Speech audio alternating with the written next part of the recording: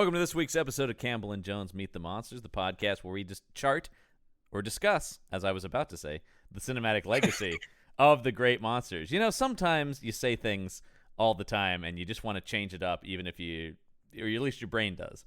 Well, John, weirdly, I think you've invented a really good term, and I'm ready to dischart the what we've been doing this whole time. We've been discharting.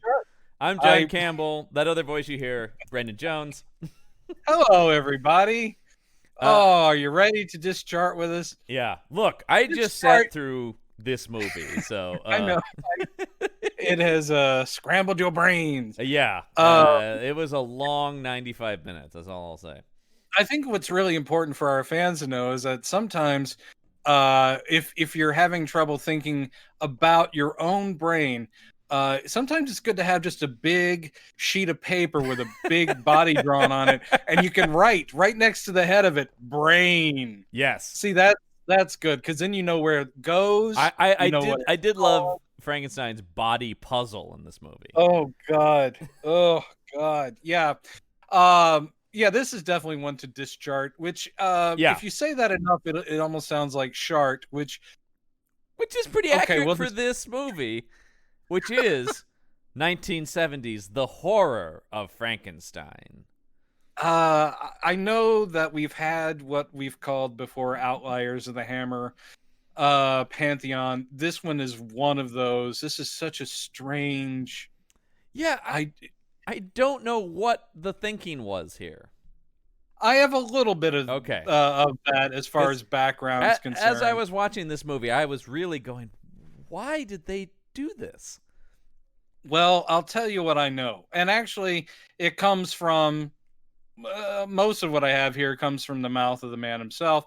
So let me go back here. John, pretend you're Hammer Films. Okay, all right, done. It's good. It's 1970. Yes, need you to go away. Mm-hmm. After a decade of success reinterpreting the classic horror icons, you notice box office is slipping. You notice as well that reviewers and public alike keep complaining of the unimaginative repetition of your storytelling. So what do you decide to do? Why? You start rebooting those very same classic horror icons. Because if repetition's a problem, by all means you want to tell the same story again. Yeah. Okay. Yes. I'm with you so far. Yeah, thanks, Hammer. So while that decision seems questionable, the one call Hammer made that anyone could clearly understand is the man they chose for the task, none other than our friend Jimmy Sangster, he of so many excellent episodes of Green Acres and I Dream of Jean. I hear he had just been, his Brady Bunch spec script was just rejected. When Jan discovers she's a lesbian. Come on. It's been coded from the beginning. Everyone knows. Look at her. I mean, she's just lesbian-y. Which was a term he invented in 1970. That gal's very lesbian-y. So they go to Jimmy Sangster, the former PA and production manager who had turned writer and who launched the Hammer horror era with his reworking of Frankenstein and Dracula. As he himself said about today's film, The Horror of Frankenstein, quote, Hammer first told me that they were going to remake The Curse of Frankenstein and wanted me to write the script, but I turned the assignment down. Then they offered to let me produce, but again, I said no. When I told them I might be interested if they would let me direct as well, Hammer said that I could. Hammer wanted to do a straight remake, but I thought it would work better as a satire. That idea was ultimately a mistake. Unquote. Is that what this is? I see it. I actually do see it. But we'll talk about where I think it went wrong. But while I don't want to tip my hat, well, I already have, as to my overall impression of this film, I have to say that this review from the Monthly Film Bulletin lays it out fairly succinctly. And this quote is, This awkward and inordinately tedious attempt by Hammer to wring changes on the Frankenstein motif is liable to have even those who disliked the old formula wishing it had not been messed about. Jimmy Sangster may have supposed that in turning the Baron into a sexually voracious anti-hero with a macabre sense of humor, he was bringing him into line with the 70s. But, in fact, he only succeeds in annihilating all the power of the original myth and putting nothing in its place. Complete Unquote. agreement from me on that Yeah. one. That's I have the exact same feelings about the movie. Yeah. Another summation that caps this outing of Mary Shelley's creation comes from the man responsible, Mr. Sangster once more, who, when asked about this film, would, for the rest of his life, refer to it as, quote, the one nobody liked, unquote. So, not a lot of backstory and no factoids from the life of anyone in this film, because I didn't want to look up what Ralph Bates was up to. So that's the whole backstory, is he got the job to reboot Frankenstein, which is why this goes back to the beginning of the story. And he did have it in his mind of like, I think most of these films suffer when the main creative vision behind it, is done with or couldn't care less really about the source material anymore for whatever reason, like never liked it or was just tired of it or just disrespects it. This is a person comes and going, what can you do with Frankenstein other than, well, what if I turned it into a dark satire? Which this has that in there. My impression with this movie is it didn't go far enough. I'm not saying it could have been Young Frankenstein, that's parody and satire, and it's brilliant. Mm-hmm. This could have been a dark comedy, which there are moments in here where you can tell that's where he wanted to go. Yeah. But he didn't commit. This is my impression of this movie. He didn't commit far enough to make that evident. So it comes out as this weird melange that doesn't work. Doesn't work. And a lot of that is on Ralph Bates' performance, which... That really is one of the big problems. Is a lot of the tonal problems in this movie. This is a Frankenstein you just can't get a handle on. He is actually taking some cue from at least one of the versions that Cushing has played. Yeah. And, you know, he's definitely a sociopathic, arrogant asshole. But whereas Cushing... really sells, I guess I am doing my summation before we even talked about it, but where Cushing really sells the brilliance of the man, and the vision, it doesn't mean that you forgive. He's a terrifying Frankenstein. Like, he is the monster. He's awful, but he is magnetic. Yeah. His sense of purpose and again, the intelligence that he sends out is there, and that's why he works, and he's an elegant motherfucker. Mm-hmm. Ralph Bates is doing the sociopathic thing, the arrogance thing, but he never... There's not even... You can't hang anything on him as being charismatic, magnetic, or even brilliant, because here... The script doesn't even give Frankenstein scientific gobbledygook to talk about. He seems like he's just kind of making shit up as he goes along and has no real vision. I actually like the read that he just doesn't know what he's doing and happenstances into this. Like, he's just like, I don't know, stick that electrode in that thing. Oh, look at that. That's maybe my favorite part of the movie. We'll get to that when he's just like, I don't know, stick it there and there, I guess. We'll see what happens. He's like, wow, okay. I think we just done something very important. And he's just so deliciously evil in all the scenes. The thing is, he's a one-note performance, which is also something you can't ever say about Peter Cushing. Nope. The man has layers to everything he did, even when he's being a villain. And this is one note. And that one note is big. It's a big one note. It's a big one note. And so, yeah, I wanted him to die from scene one. And the other thing, he's so evil. Why would anyone like him trust him at any point in the movie? There is no modulation. It's just like, he is a scumbag from start to finish. Exactly. Yeah. And we're well into the movie before we get a creature. And when we do... there's like 25 minutes left in the movie when we get the creature. And then there's a huge disappointment there, too. Yeah. Because for a lot of this, I'm going... oh God, I can't stand another scene with this guy. This is driving me crazy. Well, maybe the monster will be, and then like, oh God, no. And even Oh God. even as played by Darth Vader, the monster still can't deliver. Did you notice? I just thought this was hilarious. I mean, it has nothing to do with Star Wars, but the creature is mainly portrayed in this movie through the sound of his breathing. Yes. And I was like going, "Oh my God, it's it's early Darth Vader," because David he Prowse walks is around. like, I guess that's what I do. I guess that's my thing, because he's walking around and you just hear, and I'm like, "Oh, okay. Where's your face mask, dude?" Anyway, this is Be happy if the creature just was Darth Vader in this thing. anything would have helped.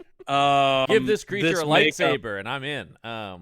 this is not the worst makeup we've had. It's not. But, Oh no, because it's not a box on his head, at least. No, this isn't the worst, but I will say this is the laziest. Yes, we ever it, had. it is very much just not trying. Not trying. Yeah. Oh, and we're not, guys. I hate to even mislead you. Here we are talking about David Prowse as the monster. We have so much to go through before we ever get to him. So, but first, I'm very sorry. We can get to him a little bit by talking about this poster, because most of the poster is him. Yeah, it's true. Yeah, they're like going, "Hey, this is what you guys came to see." Yeah. Well, stay calm, because it's going to be a while. Don't get too excited right up front, because there's going to be a monster at some point, but no time soon. But he's all over this poster. Yeah, it's this is like a pencil. It looks like it's colored with colored pencil. It does. It could be maybe oil pencil or Conti crayon. It's got it's a colored pencil, waxy looking thing. It's a distinctly different style than we've seen from previous Hammer posters. And so we have this the bulk of the image on the left side into the center is the head of the monster holding an axe. Yeah, that's a startling image, and it's all done monochromatic, sort of shades of red. Yeah, he's got the the studded collar. Yeah, and he's kind of looking. He's kind of looking at you, going like, "What are you looking at?" Yeah, what? You're next. Oh, you got a problem with me, axe? Yeah. I like the way he's holding the axe too, because you can tell that because a lot of people will rest their axe on their shoulder. You know, a lot of lumberjacks do that. He likes it very close to his ear, like very close to the side of his head, like he's as going, if he's listening to it. What's that? Talk X? to me, axe. What's that? Oh yeah. Behind him is a kind of watercolory, colored pencil-y blue sky, indigo sky. Yeah, we get a glimpse of the castle over on the right-hand side. Then we get a bad drawing of Baron Frankenstein with a knife leaning over the body of a dead guy on the ground. Who's also David Prowse. Yeah. Yeah, but does he have the knife and his gun, having just freshly shot him too? Yeah. He's like, "Don't fuck with me, even though you're dead, because I've already shot you in the heart, but I won't be afraid to do it again." So that's like a little vignette behind the creatures, over to the side, and then they're like, "Oh, that's not enough." So, well, we got to get the people who are looking for some sexy in this movie. Yeah, but this is a bad drawing. I don't see how anyone sit there going, "Oh yeah." Can we talk about the fact that Ralph Bates' face is melting in this drawing? Yeah. Look at it's sliding to the side. It is the way the strokes of the colored pencil or whatever they're using. They're trying to keep it all to a certain linear thing, but it does look like it's all the color and flesh is melting off the side. He's laying in bed. It's a close-up of him being cuddled by his housekeeper, who we will be talking about, played by Kate O'Mara, who we talked about last. Her name, yeah. Oh, yeah, you know what? I like Kate O'Mara. I will say this. I think she might be my favorite of the Hammer women so far. I don't disagree with you. I love her. She's not at a Valerie Hobson level for me, but for the Hammer movies, she's pretty great. She's solid, and she had a nice long career as well. Did a lot of TV. The thing that amazes me about her is she's still in her 20s when she's making this, but her face Yeah. is so striking and does lend age. Not that she looks old at all. It's just that she doesn't look like she's supposed to be like See, 18. the reason I like her is she is more interesting than a lot of the Hammer girls, and I like Veronica Carlson. I don't particularly love Ingrid Pitt. Oh, I love Ingrid Pitt. I know you do, but that's not. To each their own on that. But there's something that Kate O'Mara draws me in more, and I think has better acting chops than a lot of these she does. women. I think she does. The fact that her career goes forward for so long certainly indicates that she actually had the skills. What I don't understand about her career and why no one at Hammer or anything else picked up on it is, my God, that face, which is amazing, and those eyebrows, the eyes, the mouth. She should have been cast as like a vampiress queen. Yeah. She should have been villains. Yeah. She has this great set to her features that, I mean, she should be in a comic book. She should be like an evil alien sorceress. I mean, good Lord. She should have been Evil Lynn. She should have been. I mean, how is she not in a Bond picture, you know? I know. She would have been great in that as some sort of agent of Spectre. Yeah. So I agree with you in advance of us even talking about her in the movie. Yeah. She has chops. Well, as we're talking about, she has darker features. They don't often go for women with darker. They like a blonde. They like a girlish look. She looks mature and dark and kind of mysterious, and so she really stands out from the other Hammer women. Very true. I don't think they use her well in any of these movies, particularly. That's what I'm saying. Like, she was she got a good scene in Vampire Lovers, but to make her like the governess is boring. And in this, she's just the housekeeper, Frankenstein. I'm like, what are you guys missing out on? Yeah. She should be vampire. She should be Dracula's wife, bride, or whatever. She's. Oh man, how did they never make Dracula's wife? Come on, Dracula, let's go. Oh, for the love of God, we're gonna be late again. Have you been drinking? No. And it becomes an Andy Capp cartoon. Yeah. She chases after him with a rolling pin. Yeah. Oh, that's a classic. But so the wife of Frankenstein. Back to the poster, you get a not very good drawing of her. Yeah. Stretched across. It does not look like her. That's for sure. It really doesn't. But we know from watching the movie that's supposed to be her. Yeah. So she's leaning on the Baron. She's all about that. And then the horror of Frankenstein.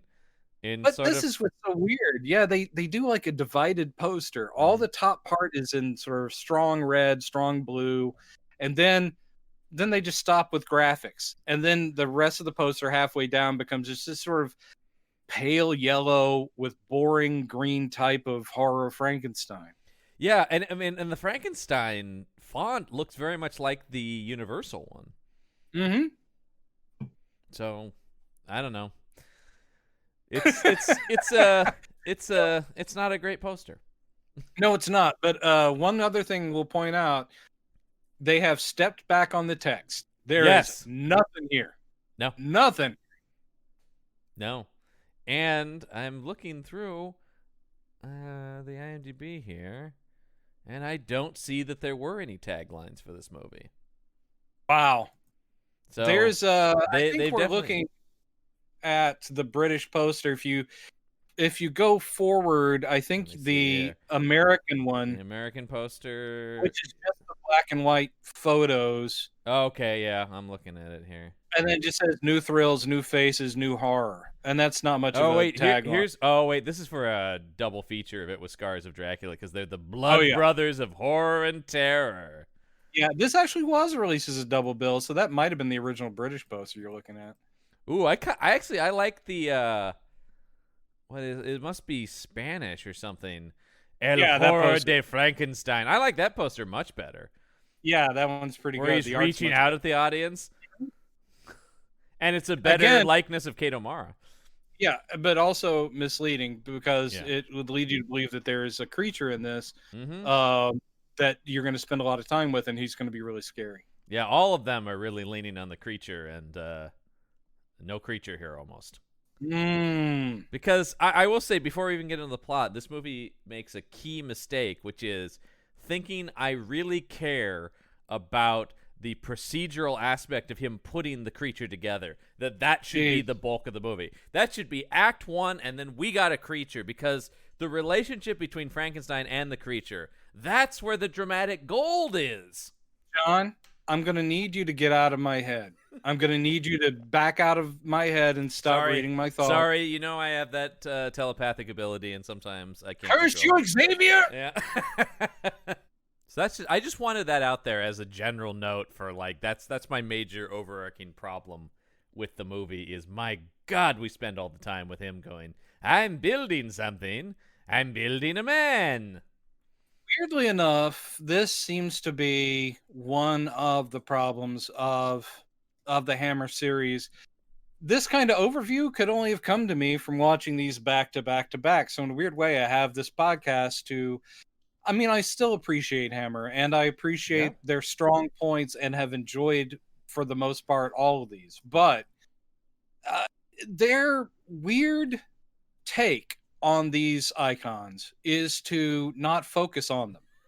Their weird take with both Dracula and Frankenstein and the Mummy, but that's been true of even Universal's Mummy movies, is not to focus on what the people have come to see. Right. They think you're more interested in the case of the Dracula movies, the love lives of young people and their families and town drama, and Dracula just shows up. Yeah, he's just inserted into a story, and that's not right. Hello here. Anyone got a little room for Dracula in this plot?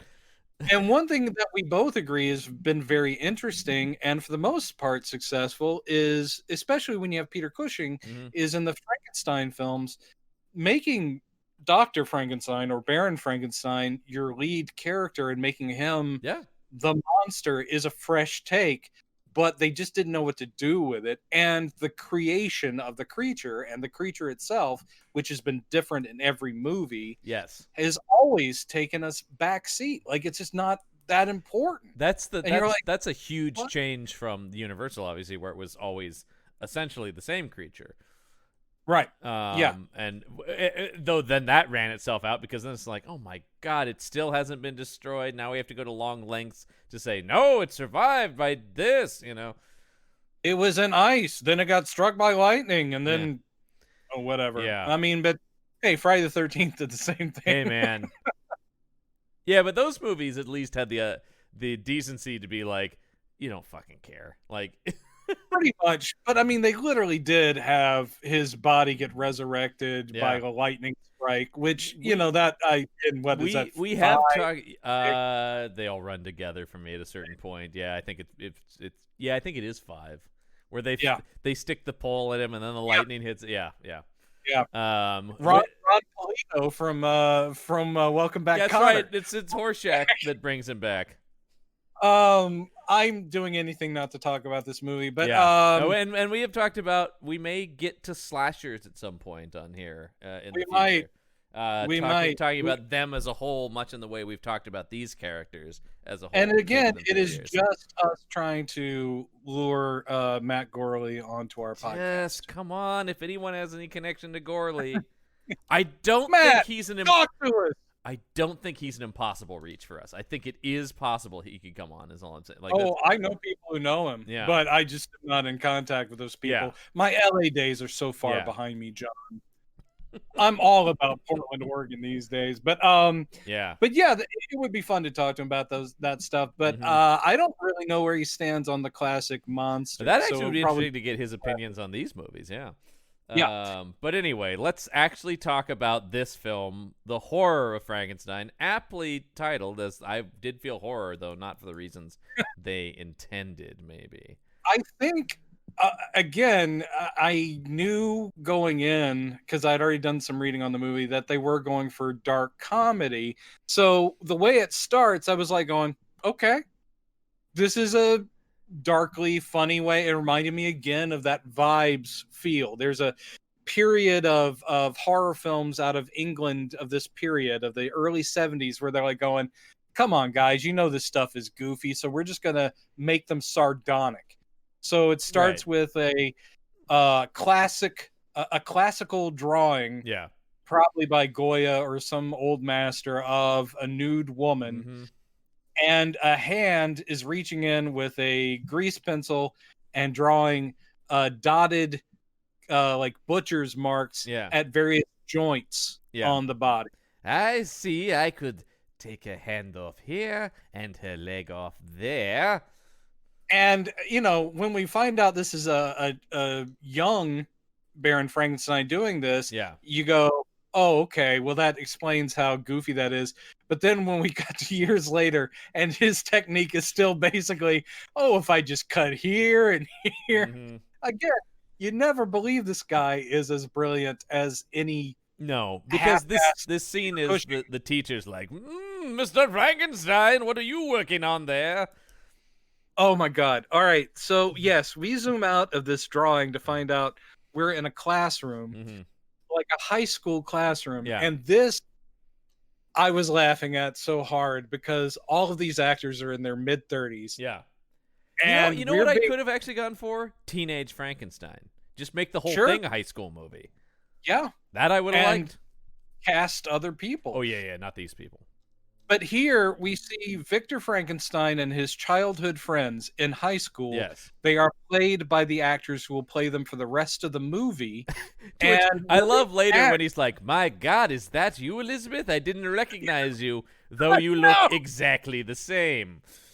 They're supposed to be like 16 here. Yeah. And I'm just going, nope. Oh, Lord, no. Lord, no.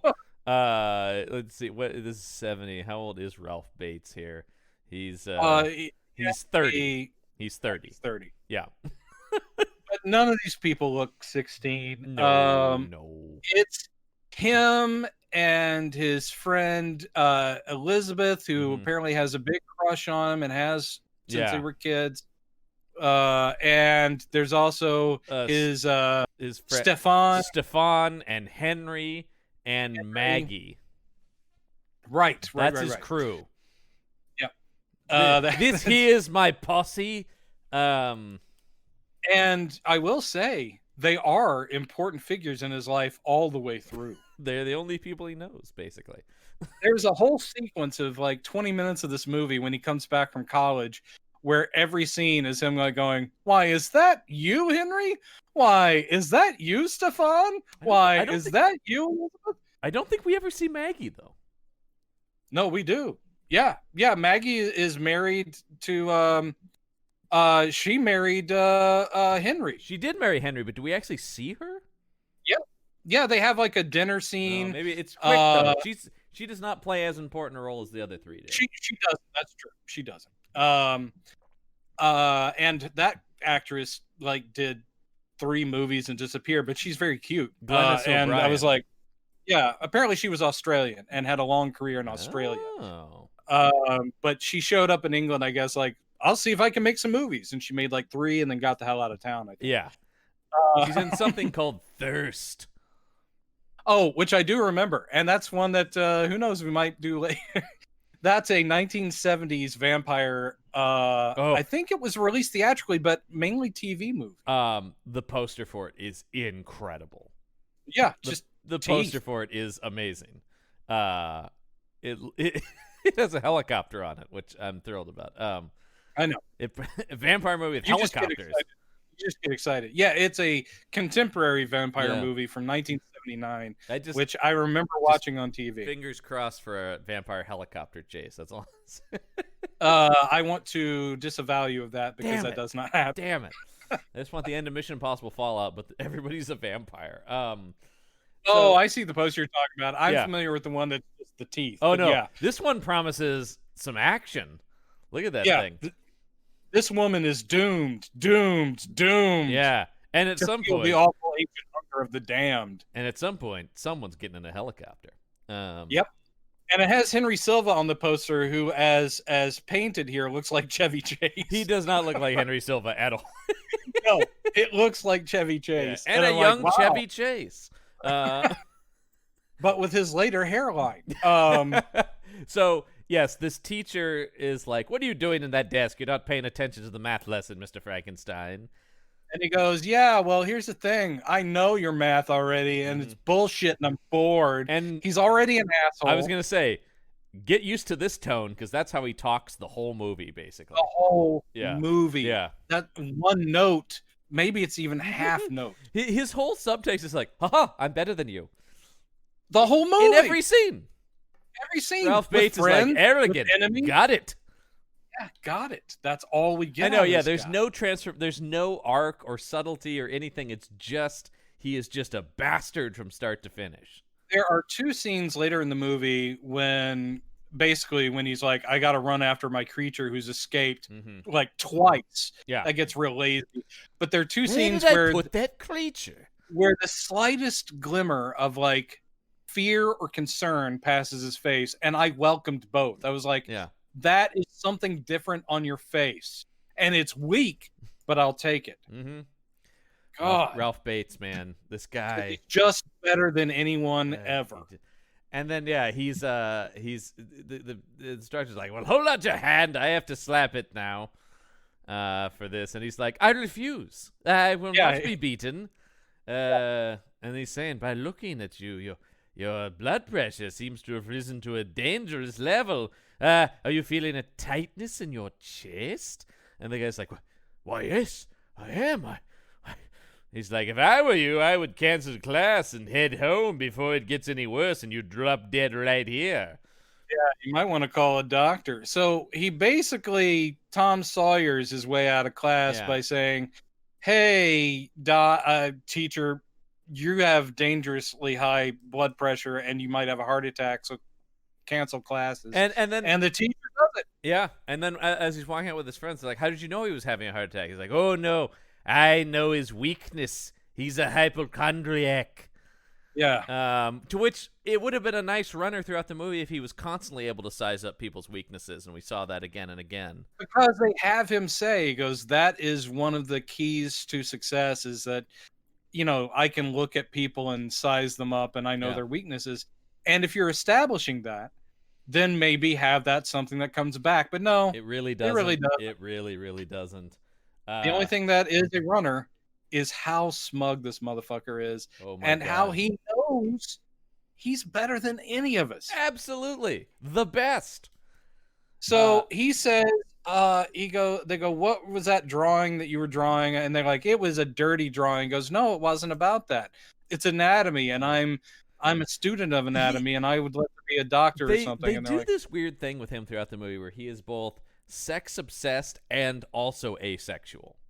Yeah, weird. Yeah, this whole thing where it is like he does want to get it on, but also it really is only about anatomy, and that really is all he cares about. So here he is walking home with the friends, and Maggie, the cute brunette, is like, he goes, Maggie, would you like to help me with my anatomy studies? And she goes, sure. Yeah. And they run off into the bushes, and this is where we get the first impression that his buddy Stefan is either homosexual or simple-minded. And audience, do not mistake this as Brendan saying no. These two are indistinguishable. It is the portrayal in this movie. I read him as homosexual. Is what I thought too, until later when he gets hired and it becomes clear that he is simple-minded because he sees things and he doesn't interpret them correctly. He's just constantly kind of befuddled, and he's sweet-natured, but like he's both. I mean, in some ways, maybe it's progressive to just portray a gay character who is dumb, not because he's gay, but just dumb people can be gay too. I don't know. Yes, that's very possible, because what happens is with the rest of his friends, Elizabeth is watching that happen, and she watches Maggie run off, and she's like, "Oh, Victor, if only you knew how much I love you." She doesn't say that, but it's clear.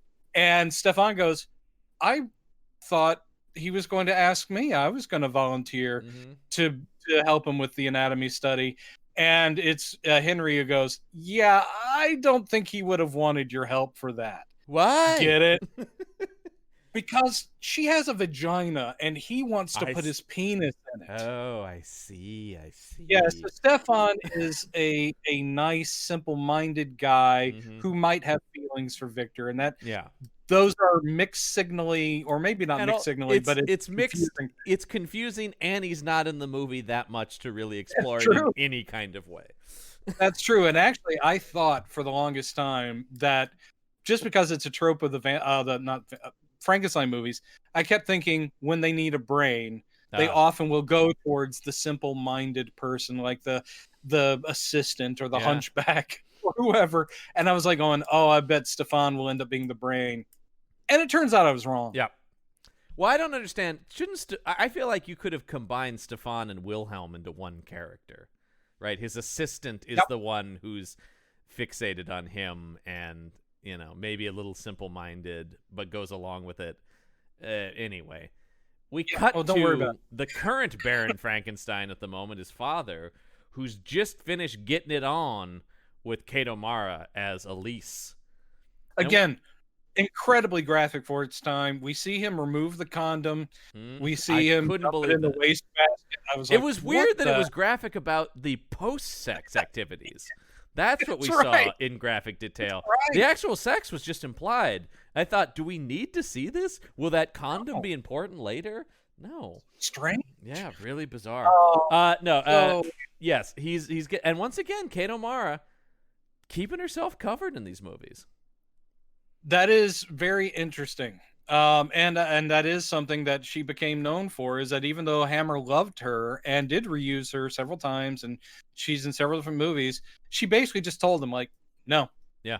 Like, I'm going to keep covered. I will say they get about as gosh darn close as they can with her, because her decolletage, her freaking bodice, I don't even understand how I don't know how that works engineering wise, because she should be falling out of that thing.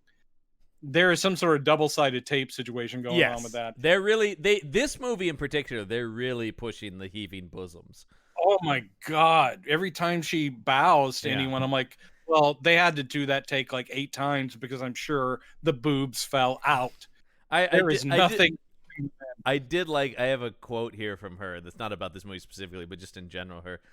She says, "On the whole, I have a quite low opinion of men. I know I've always played man-eater parts, but I'm really not a sexual animal, and I've never had a voracious sexual appetite." Great. Yeah. That is great. I know. Everything I learned about her makes me like her more. She's definitely she's alive, I believe. No, she passed. Oh, she did pass. I see that here. Yes. It was like just a few years ago, though. 2014, so a little while ago. Yeah. But seemed like a strong woman who wasn't going to take guff.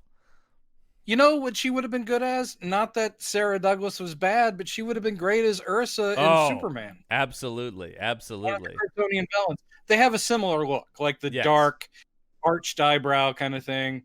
But anyway. Of course, she did go on to be a Doctor Who villain, though. Yeah, twice. She recurred. She's one of the Rani. And they're long-standing Doctor Who villains. And I also see in her quotes here, she was really trying to get to play that character again in the modern Doctor Who. Oh God, how cool would that have been? Yeah, and that didn't happen, which is a bummer, because that would have been cool. And I'm surprised. They often would love bringing back legacy people on that show. I mean, but when they get to Sarah Jane, like, that's awesome, man. Oh, dude. And K9, come on. Look at this. We just want to talk about anything else. That's going to be another 2 hours there. I can't talk about the lovely Sarah Jane. I can't even do it. Nope. One of my first childhood crushes. I don't blame you. Amazing, yeah. Oh, boy.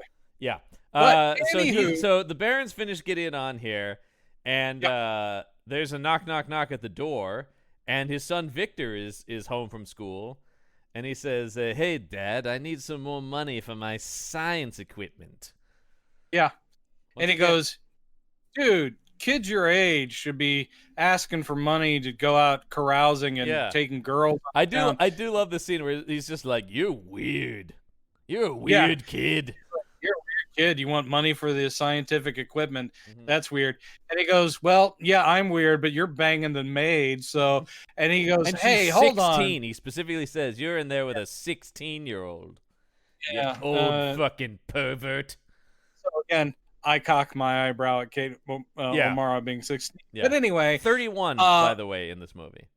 In this movie, yes, Yeah. I could totally buy that, and she looks amazing. Mhm. But so they do this whole thing, and there are parts of the Jimmy Sangster dark wit in this that work. Yes. And so the thing where he goes, yeah, well, maybe when you're Baron, you can do whatever you want. The whole castle will be yours, the money, whatever. But as of now, no. And he goes, yeah, but that's not going to happen until you're Baron and I'm dead. And so it just immediately cuts to. I know. Well, no, because he gets to this whole thing about, well, not only that, I want to go to universities. Like, son, I told you that's a no-go. As long as I'm alive, you will not go to university. Cut to Victor fucking around with his shotgun. Yeah, Victor has rigged his old man shotgun, and then immediately cuts to the old man shooting at geese or whatever the fuck they do out there, or pheasant. Yeah, and the thing backfires, and he's dead. Cut to his funeral, and that's it. Cut to his funeral, and Victor pretending to be sad. Yeah, and friends going, oh, poor Victor. Elizabeth is going, poor Victor, but he sure does look good in that funeral suit. Like, yeah, Elizabeth's not hiding it very much. How much she wants. Oh yeah, Victor. And why? Once again, why? He treats her like shit, like he treats everybody else. Yeah, he does. And there's no weird shadings of like, well, there's a decent guy somewhere in there. No, there's not. No, there's literally no reason to be attracted to this guy at all.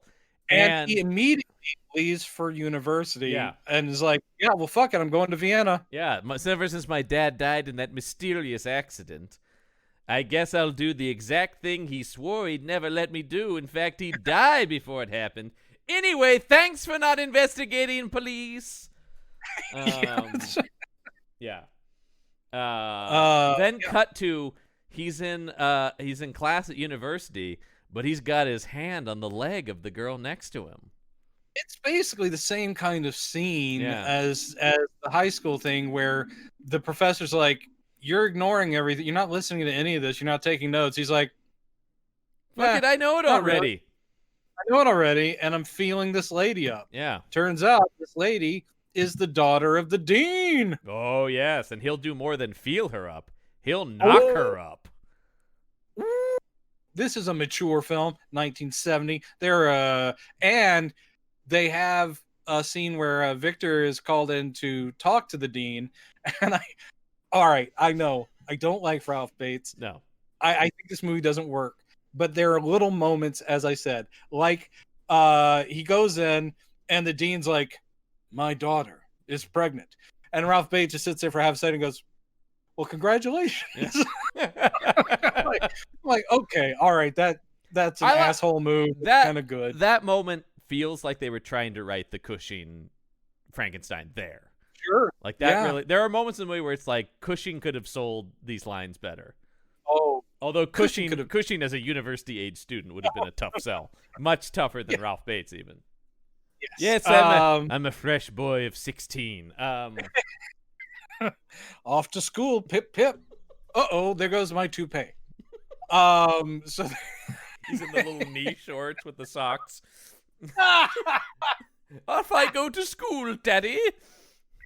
Knee pants. I mean, it's tough enough in the very first one. Curse of Frankenstein. Is that the first one? Curse of Frankenstein? Yes. Yeah. But in that one, it's kind of ridiculous how they've dyed his hair dark when he's supposed to be in his 20s. I'm like, just a young boy. Okay, but anyway, so other than that, basically the dean's like, I don't think you heard me right. I know it was you who knocked her up, and but it doesn't matter. Yeah, because he goes, well, give me a chance, I'll go get my surgical tools, we'll get that baby right out of her. He essentially says, he goes, well, it's a good thing we're all doctors here, and I'm sure that it would be a simple procedure. I could definitely take care of that for you. And he goes, no, what you will do is you'll marry my daughter. And he's like, yeah, I don't know, maybe. Yeah. I think he is kind of like, I guess. And then it just cuts to him and Wilhelm going, we're getting out of town right now. Yes. Wilhelm, we should say, is not a childhood friend. No. Wilhelm is his buddy he has met in college. Yeah. And for some reason, when he's like, yeah, I knocked up the dean's daughter, I got to hightail it, and I'm going to go back to my hometown. For some reason, Wilhelm's like, yeah, I'll go with you. See, this is where this would have helped to once again combine the Stefan and Wilhelm characters, because if it's like, oh, he's just in love with him, then he's going to follow him wherever. We do get a follow-up later where Wilhelm does say, I thought I was just coming back like you were taking a break, and that we'd be here for like a month and then go back to school. Yeah. Oh, no. So that, no. Yeah. He's like, no, you're not going anywhere. This Wilhelm is played by Graham James, who I think is just awful in this thing. He's so boring, and his line deliveries are pretty sleepy. And I note he does not have a very long career as an actor. Yeah, it's agreed. Interesting. He became a newsreader for Granada Television. That I could see. That's what he went on to be. Yeah, that's fine. He's very bland and sort of... He's handsome-y, bland, and he's... I think they cast him because he has an innocent look to his face. He's got light hair opposed to Victor's dark hair. So it's just that kind of like, we need that for the dichotomy. He's the decent one. And he is bland. Yeah. He's so bland. Yeah. So he's in the movie. Yeah. So they're out of there, man. They're out of there. Well, actually, they're not out of there. First he goes, and let me show you what we'll be working on. And he pulls back a curtain. There's just a severed human arm behind it. And they're like, where'd you get this? He goes, I stole it from the anatomy room. Oh, God. And he's like, check this out. Look what happens when I run an electric current through it. Yeah. What happens, John? Well, it kind of comes to life and raises up and does some stuff with his fingers. What it does is, and I'm sure this got gales of laughter.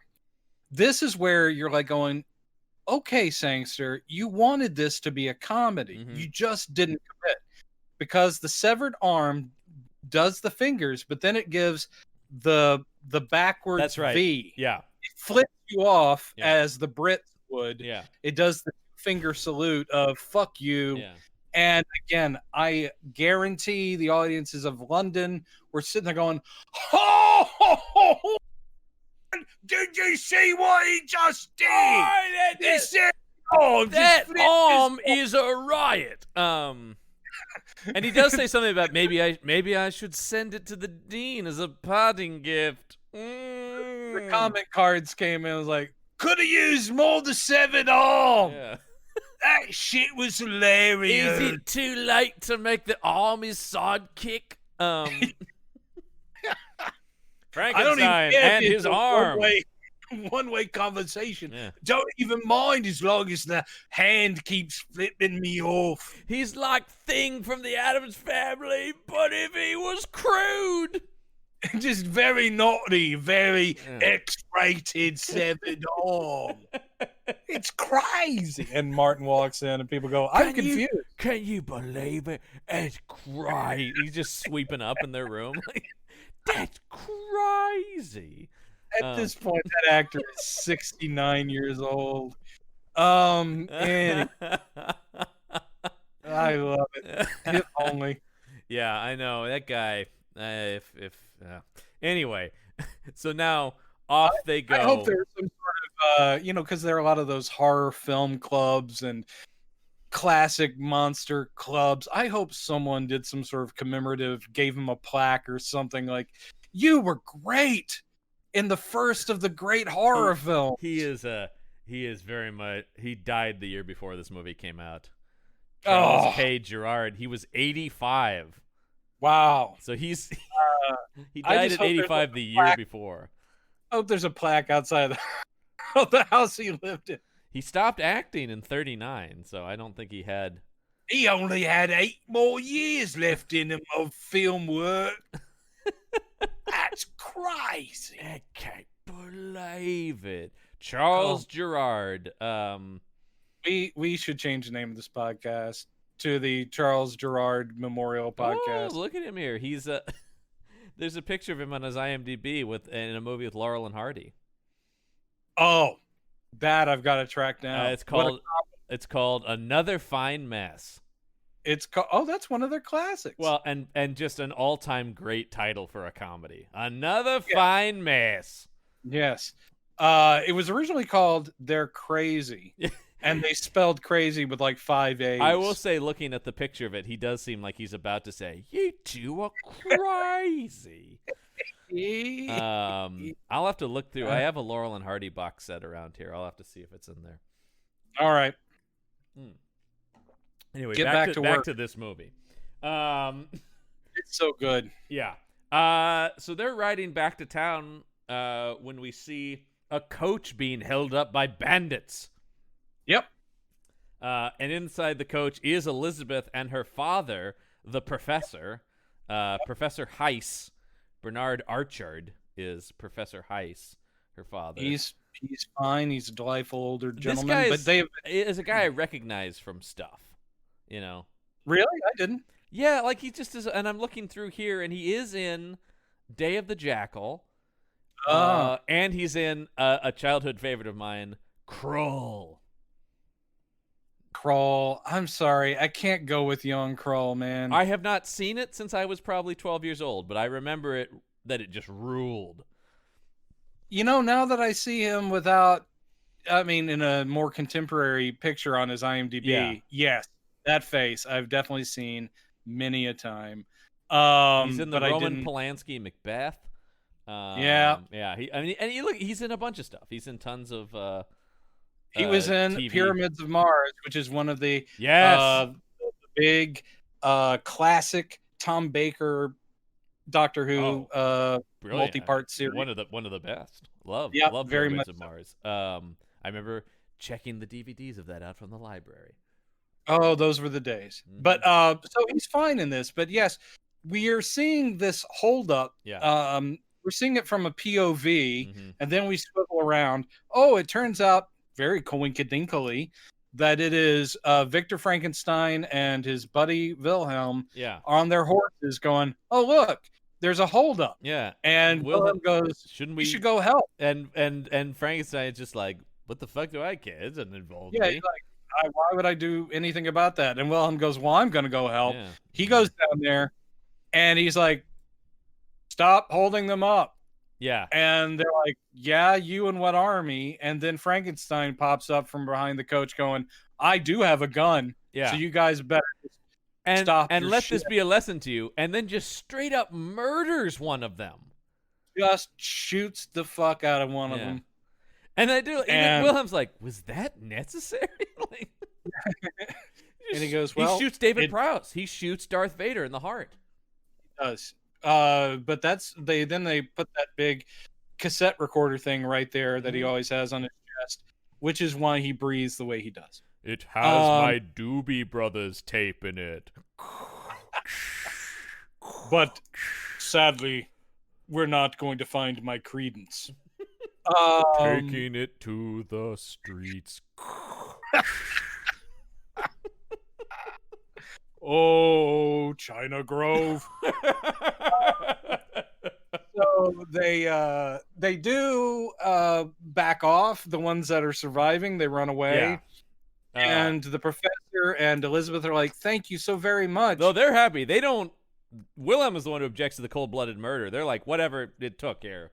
Yeah, whatever it took. Yeah. And Elizabeth is like, Victor? That's you? And he's like, I'm sorry. Have we met? Oh, wait. Let me look closer. Supposedly 5 years have passed. Yeah. So, but still, I'm sorry. They looked exactly the same in high school.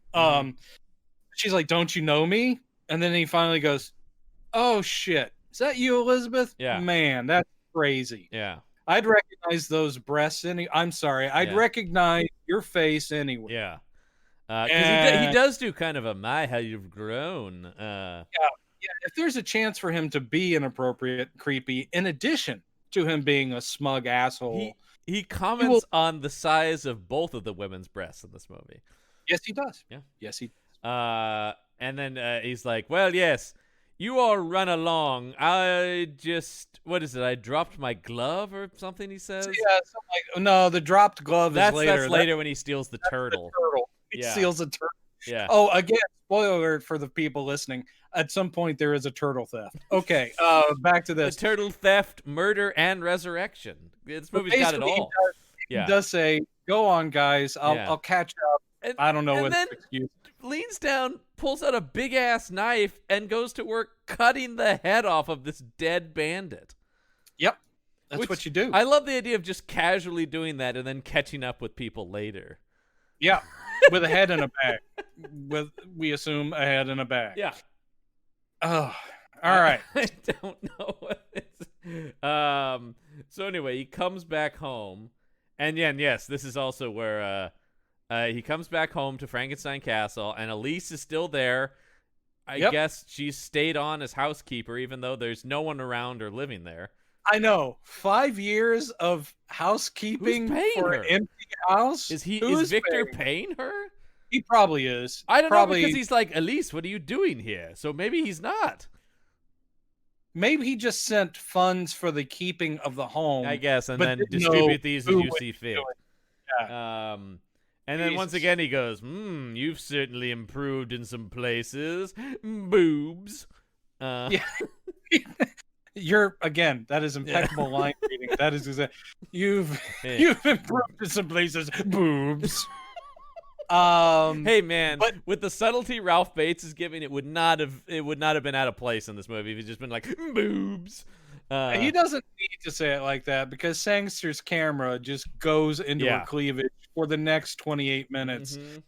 It just zooms in. She does the deep bow of like, welcome back. Yeah. And again, like I said before, this is ridiculous design of the clothes, but they're doing it on purpose. The boobs are pushed up and out, and the thing is so low. Yeah. The only way those things are being kept in is with tape. But it's got to be. Yeah. So she does that, and then immediately she's also kind of like, yeah, I've just been here, and she's kind of like, I'm just doing what I did before. And he goes, will you make sure you do everything you did before? Yeah. Treat me as the master of the house, if you know what I mean. And then she goes to prepare dinner for them, and then he says, if that wasn't clear enough what he had said to her, he turns to Wilhelm and said, and I wrote this down, this is what he says in the movie, he goes, she gave satisfaction to my father. I hope she can give the same to me. So weird is that Wilhelm still doesn't I'm going to fuck her, Wilhelm. Essentially, Wilhelm is, I mean, he's not the simpleton, forgive the use of that outdated and terrible term, that we're led to believe Stefan is. Yeah. But this guy still is like, she cleaned up, or he doesn't get it. She slept with my father. I am going to sleep with her as part of her job. Yes. Do you get this? I'm still not fully clear on this. One more time. No. Then we also should say that I found this written on something. Alucard.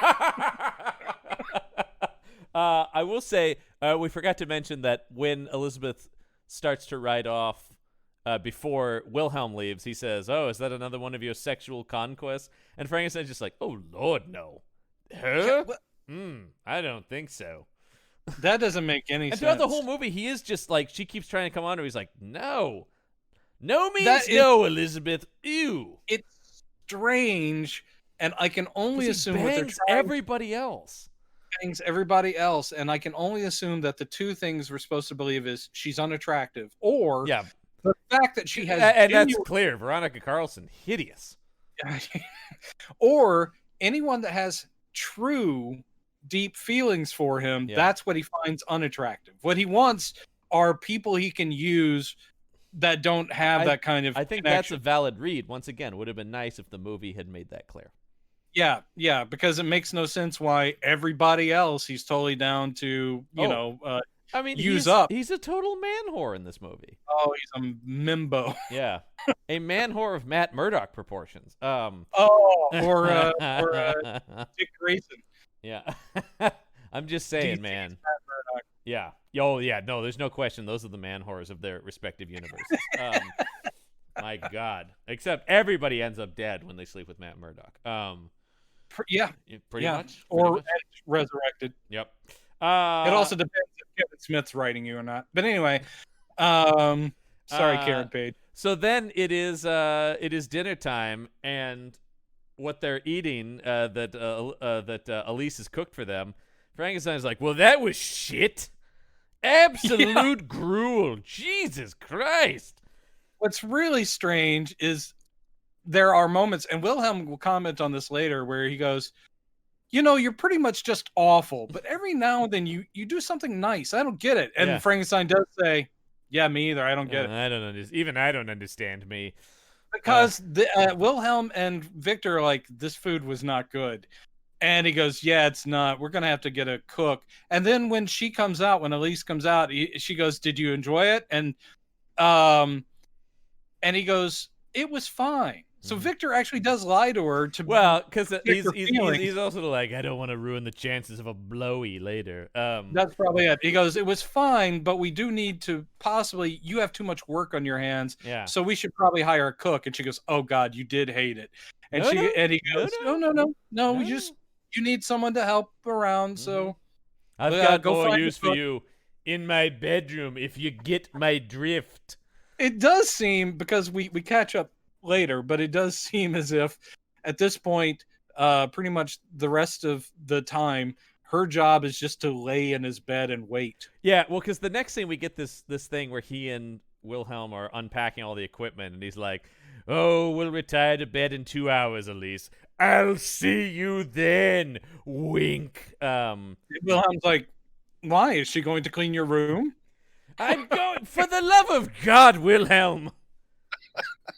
Do I have to draw it for you? Yeah. I'm quite keen at drawing bodies. Anyway, here is my penis. Here is her vagina. Note the insertion. You'll notice that I've also numbered them. Yes. Because I like doing that too. Oh my God. Build a Frankenstein monster by numbers. Build a Frankenstein. You too can make a Frankenstein monster. It's a popular chain in mall stores. Is like, oh yeah, build a Frankenbear. I had my birthday party at that. That'd be fun, wouldn't it? Really? Yeah. Just going to a mall sounds fun to me at this point. Yeah. Frankenstein making a creature in a mall. Yeah. I'm down for that movie. Sounds like something Trauma would do. All right. Anyway, we'll never get to Trauma movies. I don't think. Thankfully, I don't want to. No, I've seen. I get my it. fill. Yeah, I've seen enough to get it. I get it. I see what they are doing here. I've seen some Toxic Avenger movies. I understand. Yeah, I've seen the entire saga. I don't know if I've seen all of them, but I've definitely seen the first few. Okay, then. So they're unpacking equipment, and the whole thing is it's going all night. My God. And this is a runner throughout the movie, is Frankenstein loses track of time when he's working. Well, this is the only evidence the movie bothers to show him being this obsessed. Like, again, in the hands of Peter Cushing, we'd buy it. Like, yeah, for all of his peccadillos and being monstrous to the people in his life, the guy has a passion. He has this mission. This guy does the coldness of that version of Frankenstein comes out of he will not deviate from this mission. Nothing will get in his way. He is a sociopath, but you're like, oh, he is a focused sociopath. Right. Here it seems like, well, I just got into it and lost track of time, and then it's like, what is it, 4:00 in the morning already? Well, let's go to sleep and pick this up again in the morning. And so, yes, when Victor goes to his bed, Elise is there, but she's asleep. But he wakes her up, and they kiss, and I guess some sex happens. He says, Baron Horny. Yeah. Baron Horny, Elise. Baron Horny, Michael. Baron Horny, Michael. He said... No touching. No touching. He said a lot of wonderful things. He said a lot of wonderful things. Oh, man. I have just started my rewatch of Arrested Development recently, so... And eventually these references will dry up because I did finish mine a couple weeks ago. But we've got at least for me to get through them, and then we'll be done with Arrested Development. And I'll try to counter with Community references because I've started a rewatch of Community. Community. The best. One of my all-time favorite shows. So fucking good. Yeah. So then we cut back to the next day, and they're unpacking more equipment. And Wilhelm is like, what is this? And Victor's like, obviously it's a blood purifier. Yeah. And Wilhelm's, what? He goes, it's an artificial kidney. He says, they wrote about it in the medical journal last month, and I just had to get Wilhelm's like, why would we need that? And he goes, "Oh, Wilhelm, don't you know? We're researching life itself." Yep. Because Wilhelm Okay. went along with all of this, not knowing what they were doing, basically. Yeah, essentially. Because he's like, only now he's like, yeah, what are we doing here in the lab? I thought we were just going to be here for a little bit and go back to school. What are we up to? What is this about? Yeah. Is this another severed arm that's going to flip us off? Or Does that have something to do with that? I thought that was just a prank. It was funny. Yeah. How he got the severed arm to do that, I don't understand. But anyway. Well, everyone knows that trace personality remains in each one of our limbs after we pass. Yeah, of course. I'm sure mine will still be tapping at an iPad long after my severed arm. Must read other comic. Yeah, mine's still swiping through the pages of the Marvel Unlimited app. Good. I never did get to the Mike Grell Captain America run. When did he do a Captain America? I'm sorry. Mark Gruenwald is who I meant to reference, but it came out as Mike Grell. Yeah. So you want to read Cap Wolf? Okay, Yes, let's just yes, keep going. yes. Moving on. Anyway, I actually have read the Gruenwald run, but in fact, he hooks up the Diamondback, the yeah, Serpent Society. Yeah. Oh yeah. There's a knock at the door, and someone's here to see Frankenstein. He's like, "Oh, tell them to go away," and they're like, "They say they're old friends." And yes, this is where Henry and Maggie have shown up. They're engaged. Henry's a cop. He's the lieutenant, as they say, which I always love the British lieutenant. He starts reciting things in a very terse voiceover, and it becomes a cop movie from here on out. It was at that moment I realized. 12:15 p.m. at the Frankenstein castle.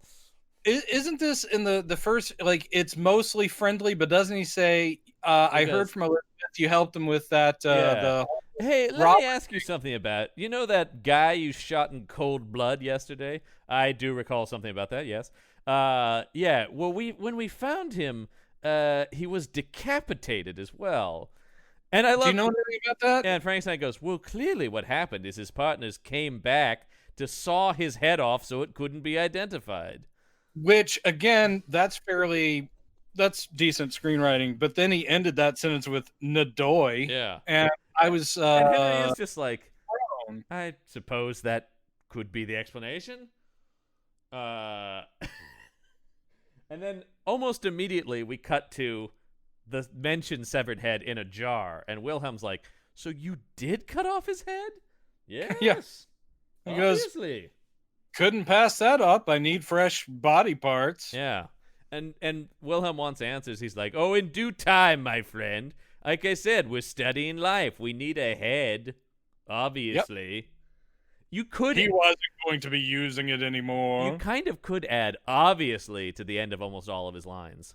It's very true, including like, you've certainly grown in all the right places.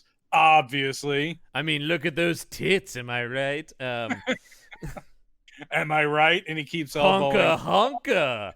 And Will's like, please stop elbowing me. Please stop. You're damaging my ribs from all the elbowing.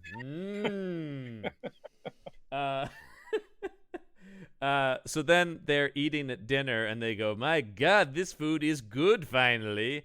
Who did you hire? It's like, oh, the chef said he wanted to talk to you because he actually knows you. It's like, why, if it isn't my old friend Stefan. Yeah, this is what I'm saying. There's literally been about 15 minutes of this movie, which each scene is just like, do you remember me, Victor? Yeah. I don't. This structuring of scenes is so weird. It's so weird. But yes, it is Stefan who's like, well, hello. And he goes, you know, Stefan? He goes, yeah, we were schoolmates. I used to help him with his homework. And Stefan goes, if he hadn't done that, I wouldn't have even gotten out of school. Yeah, I hope you like my cooking. And he's like, well, yeah, I'm sure we'll bring you on full time here. I may even have some other stuff for you to do. And then after this is the scene where Wilhelm's like, it's so bizarre. You're a bastard like 90% of the time, but every once in a while you do something nice. Like, yeah, I don't get it either. Anyway, let's go back to the lab. And I did appreciate that exchange just because it's the writer of this movie acknowledging, like, Yeah, I want to have the character be completely unself-reflexive. So just a character going, yeah, I do some weird shit. Isn't it Yeah. weird? Hey. Only in my case, the weird parts are when I'm actually kind or human. Hey. Stop trying to define me, bro. Um, Stop trying to put me in a box. yeah. I don't fit in a box. So they're revving up. He's revving up his equipment in the lab, and they're like, "Look at that!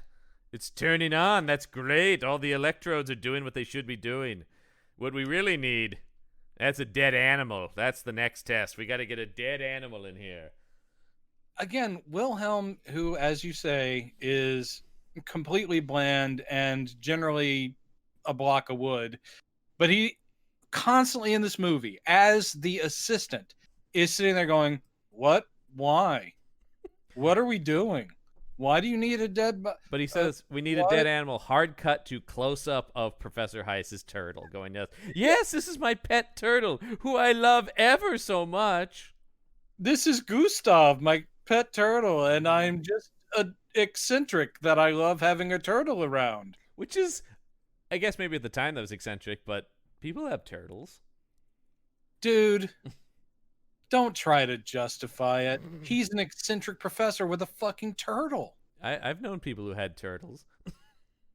Do you live in 1850s? This wherever was the fuck we're fucking supposed to oh yeah, who knows where this movie is? Yeah, somewhere in Germany. and he's talking about it's so much better than other like cats and dogs. Yeah, it hibernates for half the year and it eats so little and it doesn't run away. And then I like they're sitting at dinner with Elizabeth and her father, and Elizabeth goes, "Oh, won't you tell us about your experiment?" He goes, "Oh, you'd find it boring. It's nothing. Yeah. Don't worry about it." Standard Frankenstein movie, Yeah. you know. Although I do reflection. love you, a noted scientist professor, would find it quite boring. Yeah. Oh, well, I suppose so. Have I shown you my turtle? Yeah. Let's talk more about my turtle. Gustav, come here. I do love later when he's going like, "Gustav, come out. I know. Come here. Gustav." Gustav Oh. is the one Me character doing that got the actual attention of my cat, who now thinks I want something from him.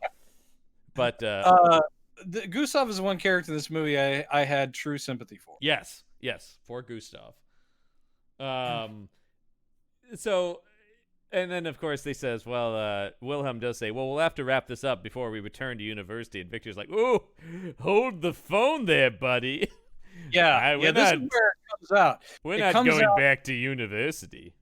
At a social engagement with not strangers. Well, for Wilhelm, they're strangers, but yeah, it comes out here at dinner. It's like, well, you're not actually going anywhere, but yeah, we'll talk about this when we get home. So now Wilhelm is just being held hostage, basically. Yep.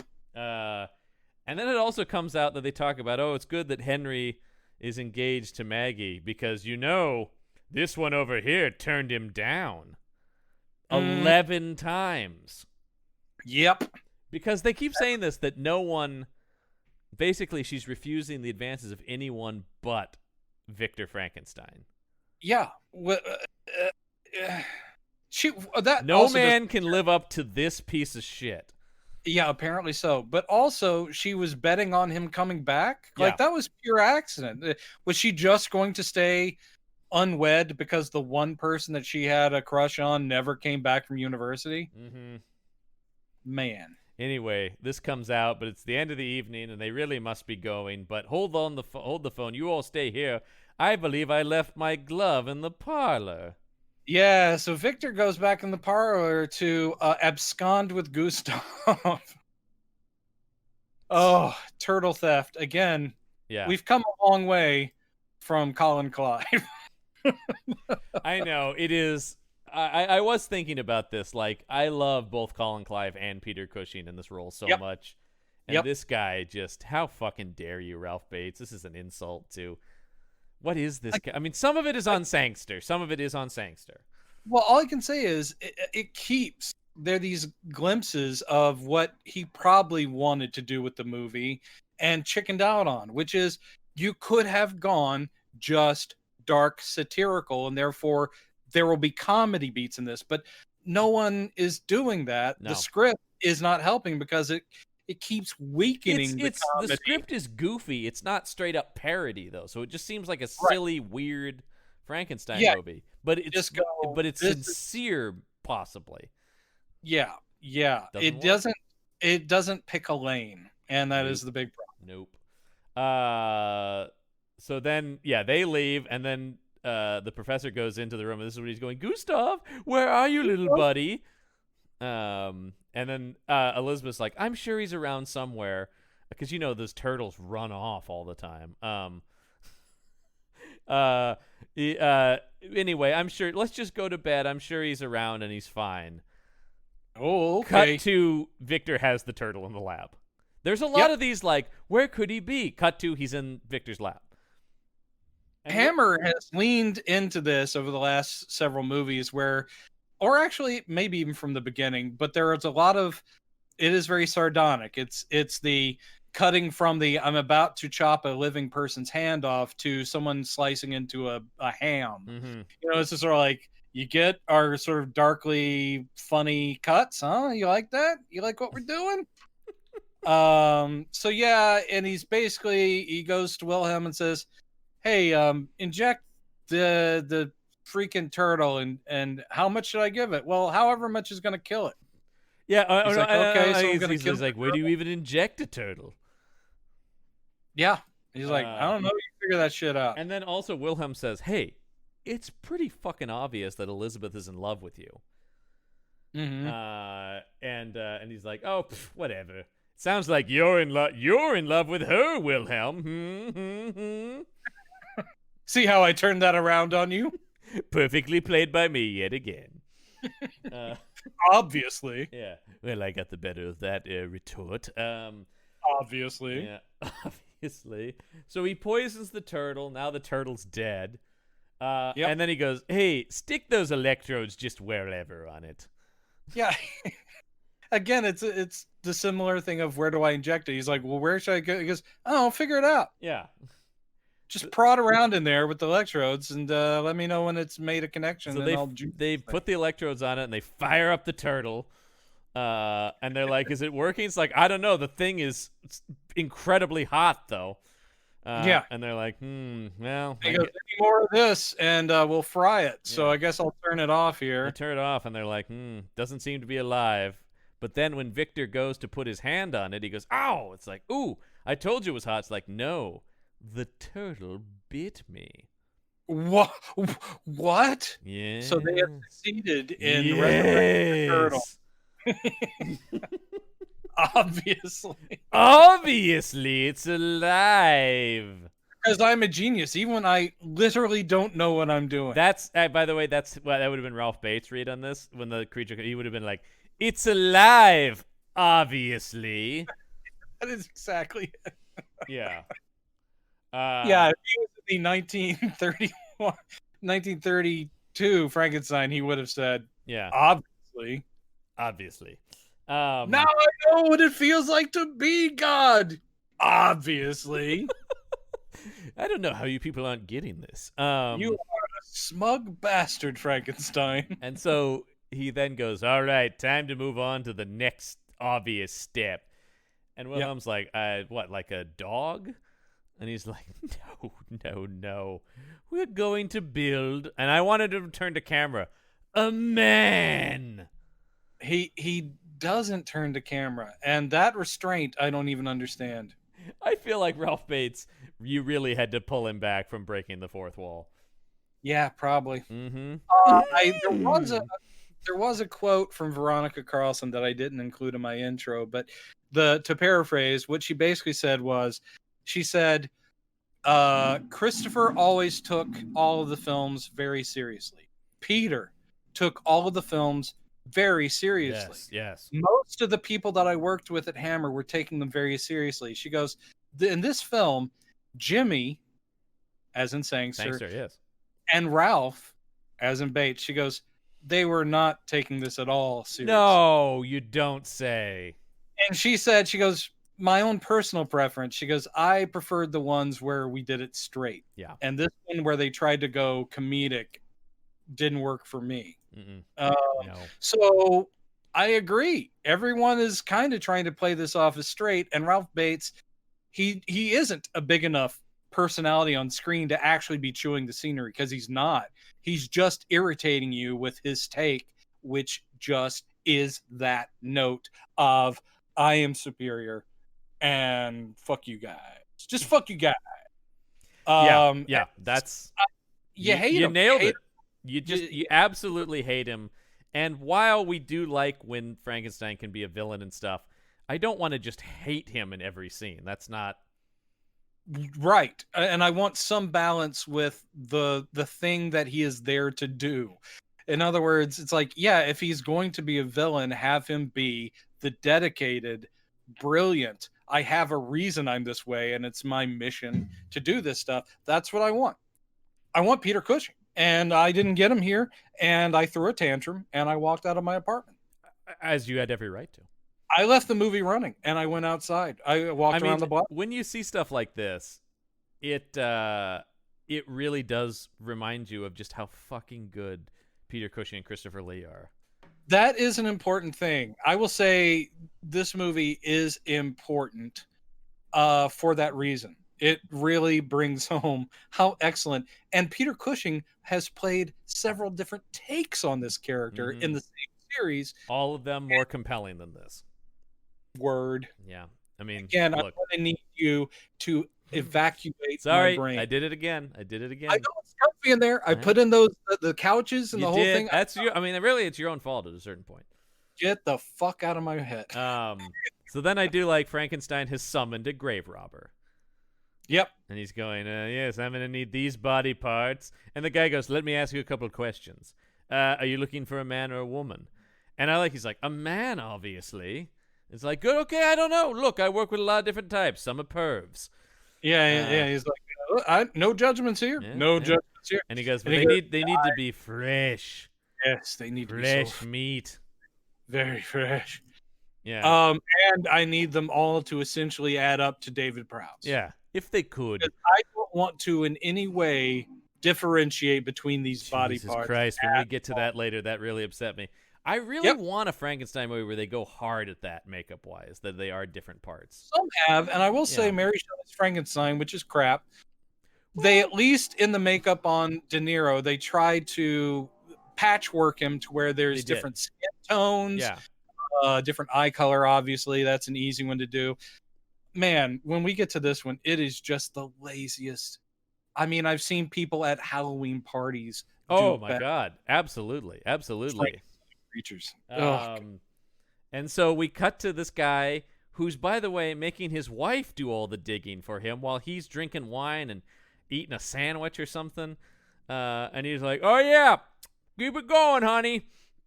And she goes, at some point we really should get back to our child at home. Yeah, they're not supposed to be comic relief. You can tell that. I don't think they're supposed to be funny. But here again, just like in an earlier Hammer film, Frankenstein film, we've got the one guy who's the guy who sets up the deal, and then the person who actually does the work. And the flip of this being a married couple where the guy is sitting there eating a sandwich while his wife is in the grave with the shovel saying, yeah, we really should get back to our child at home. Yeah. It's weird. I didn't find it amusing, but I was like, well, that's different. I would love, he's just like, this turkey's so good too, honey. Really wish you were up here to taste it, probably. But nice spicy mustard. But as you said at the beginning, I do still love me some Jimmy Sangster. There was a brain there that did interesting things. But this, I just have to look and go, look how far we are into this movie. And it has been the Victor Frankenstein show. We're definitely past the halfway point at this. And we're not to a creature. We don't really see this guy's vision or plan. It's just been escapades of an asshole, and we've spent so much time with him. I heard that was the alternate title, by the way, was Escapades of an Asshole. I'm sure it was. And it would be fitting. Thrill is he's a dick to yet another person. That's it. Why are we spending so much time with all this, as you say, the lead up to the preparation, this is how I'm going to do We it. all know where And it's going. He's going to yeah, build a dude. yeah, he's going to follow a big chart on a wall, which I think is supposed to be funny, and you just go, yeah. So he brings him the body parts that he found, and Frankenstein's like, no, yes, no, Yeah. yes. And he's like, I'm gonna need more. And he goes, well, there was a big avalanche that killed like a bunch of people. Maybe I could try to get in on those victims for you. That would be great. That would be wonderful. And so this is what Wilhelm is like. This is so fucked up, man. I really, as he's digging through a bag of bodies, going, there's a good finger on this one, and some nice wrists over here. Wilhelm is weirdly starting to find fault with what he's been doing. I can't believe it. Yeah, wow. Yeah. It seems so rational and sane. So he's going, oh, and Wilhelm, since he's bringing us more bodies than we can use and we're only taking pieces, could you look into some way to get rid of these bodies? A disposal means or something? I don't know, maybe a big dumpster. Yeah. Can we fire up a kiln? I think what it will end up doing is probably making an enormous glass cabinet that has, I actually did like the device of it, these enormous bottles of hydrochloric acid arranged with tilting mechanisms. So when you throw your refuse in there, you just pull a chain and the big bottles dump over and spill acid on the body parts. All done. Yep. However, the one thing I thought and kept thinking every time it's used, including the ending of the movie, I kept thinking, well, that's still liquid. That is splashing everywhere. That's still acid. And you have Victor getting right up to the edge of that thing, and I'm going, there's going to be splashback. Yep. He's going to be like, it burns. I meant to do that, obviously. Yes. I was supposed to burn my face with acid. It was all part of the plan. It's right here in my notebook. Oh, no, you can read this later. But trust me, it's in there. Then the grave robber's out having his wife dig again, and he's going, damn, you didn't get a chance to be alone with those avalanche victim bodies. That would have been pretty sweet. And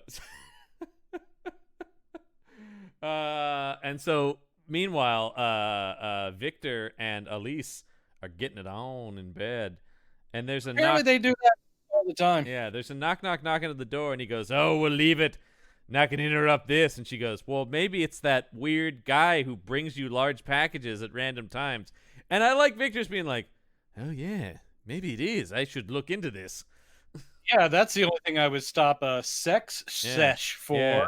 Is fresh corpses. Is it my mistake, or are you getting harder based on that suggestion? It's all you, baby. Obviously. Yeah, obviously. So yeah, he runs downstairs. It is the grave robber, and he goes, "Ooh, we got real lucky. I've got a bunch of bodies for you today."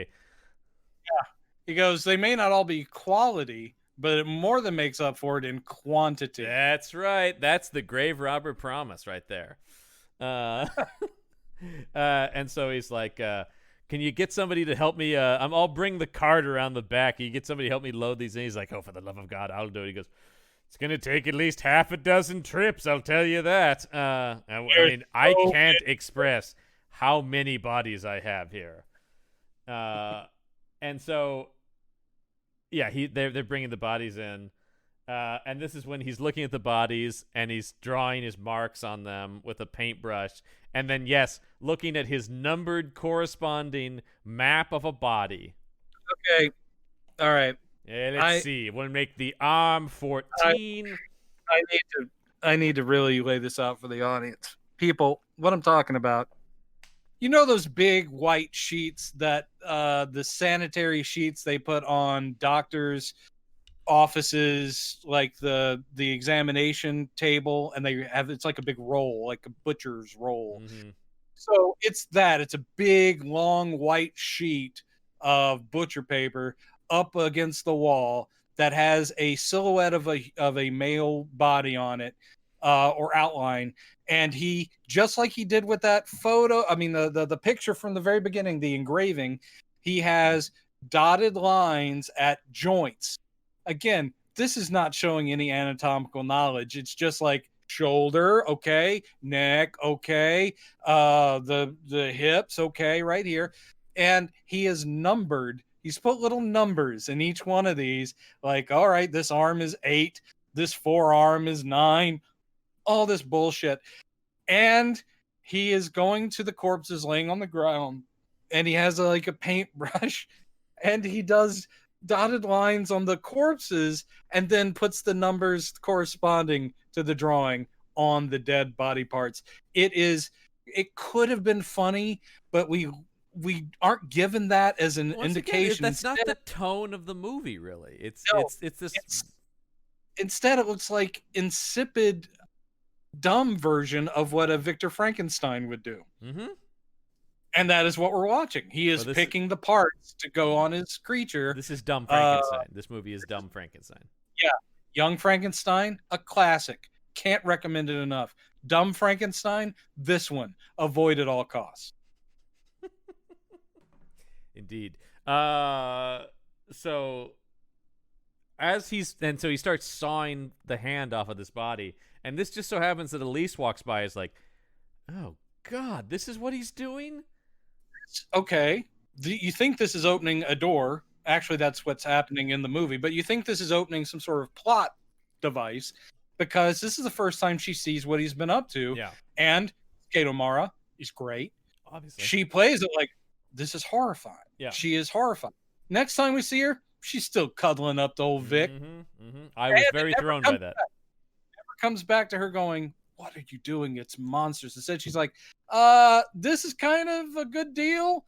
And she even defends him later and tries to cover for him. And I'm like, what are you doing, Elise? But you know who's not cool with this? Wilhelm, who says, buddy, I'm out. It's not cool. I can't do this anymore, man. This is fucked up beyond belief. Last thing I did for you, that glass case full of acid. And other than that, I'm out. Yeah. Outie. I'm done. And he goes, well, no, he says, we got to shut this down. And Victor says, well, he goes, if you don't shut this down, I'm going to go tell the police what you're doing. And he's like, well, I get where you're coming from, Wilhelm. And, let's shut it down. Let's shut it down. How about you grab those, electrodes over there first as we start to pack up the equipment. And so, yes, he picks up these 2 electrode, like connectors, like electric connectors, and he's got one in each hand. I'll go over here near the switch to activate the electricity. And of course, he flips this on and fries Wilhelm. And I didn't see that coming. Did not see that at all. I was blown away. And then after he's fried him, he looks down and he goes, he's got a nice hand. Indeed. It's again, I hate Ralph Bates' performance here. Yeah. I hate the conception of the character.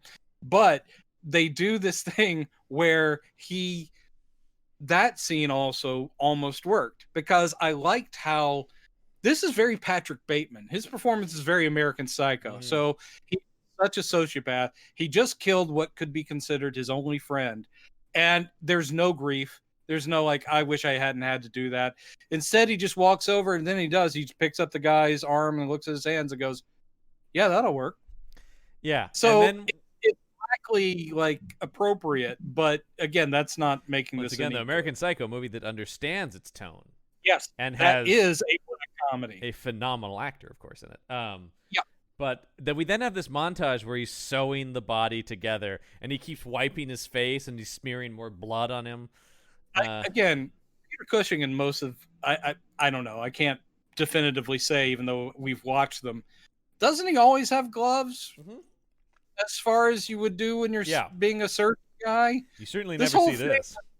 this whole thing of Ralph Bates as Victor Frankenstein, operating, doing whatever, but just barehanded. So he Yeah. wipes the sweat off his face and smears human blood all. I'm like, Which also, these are long dead body parts. Where's all this blood pumping from? that's kind of true. It should be coagulated, Yeah. dark brown, Yeah. sticky. Instead, it's And I'm sorry that I said that. there's so much blood coming out of this. Oh my It's god! like, I don't know how fresh these could be, though. I guess Wilhelm would have been very. But he fresh. just took the hand. That's true. Uh, That's true.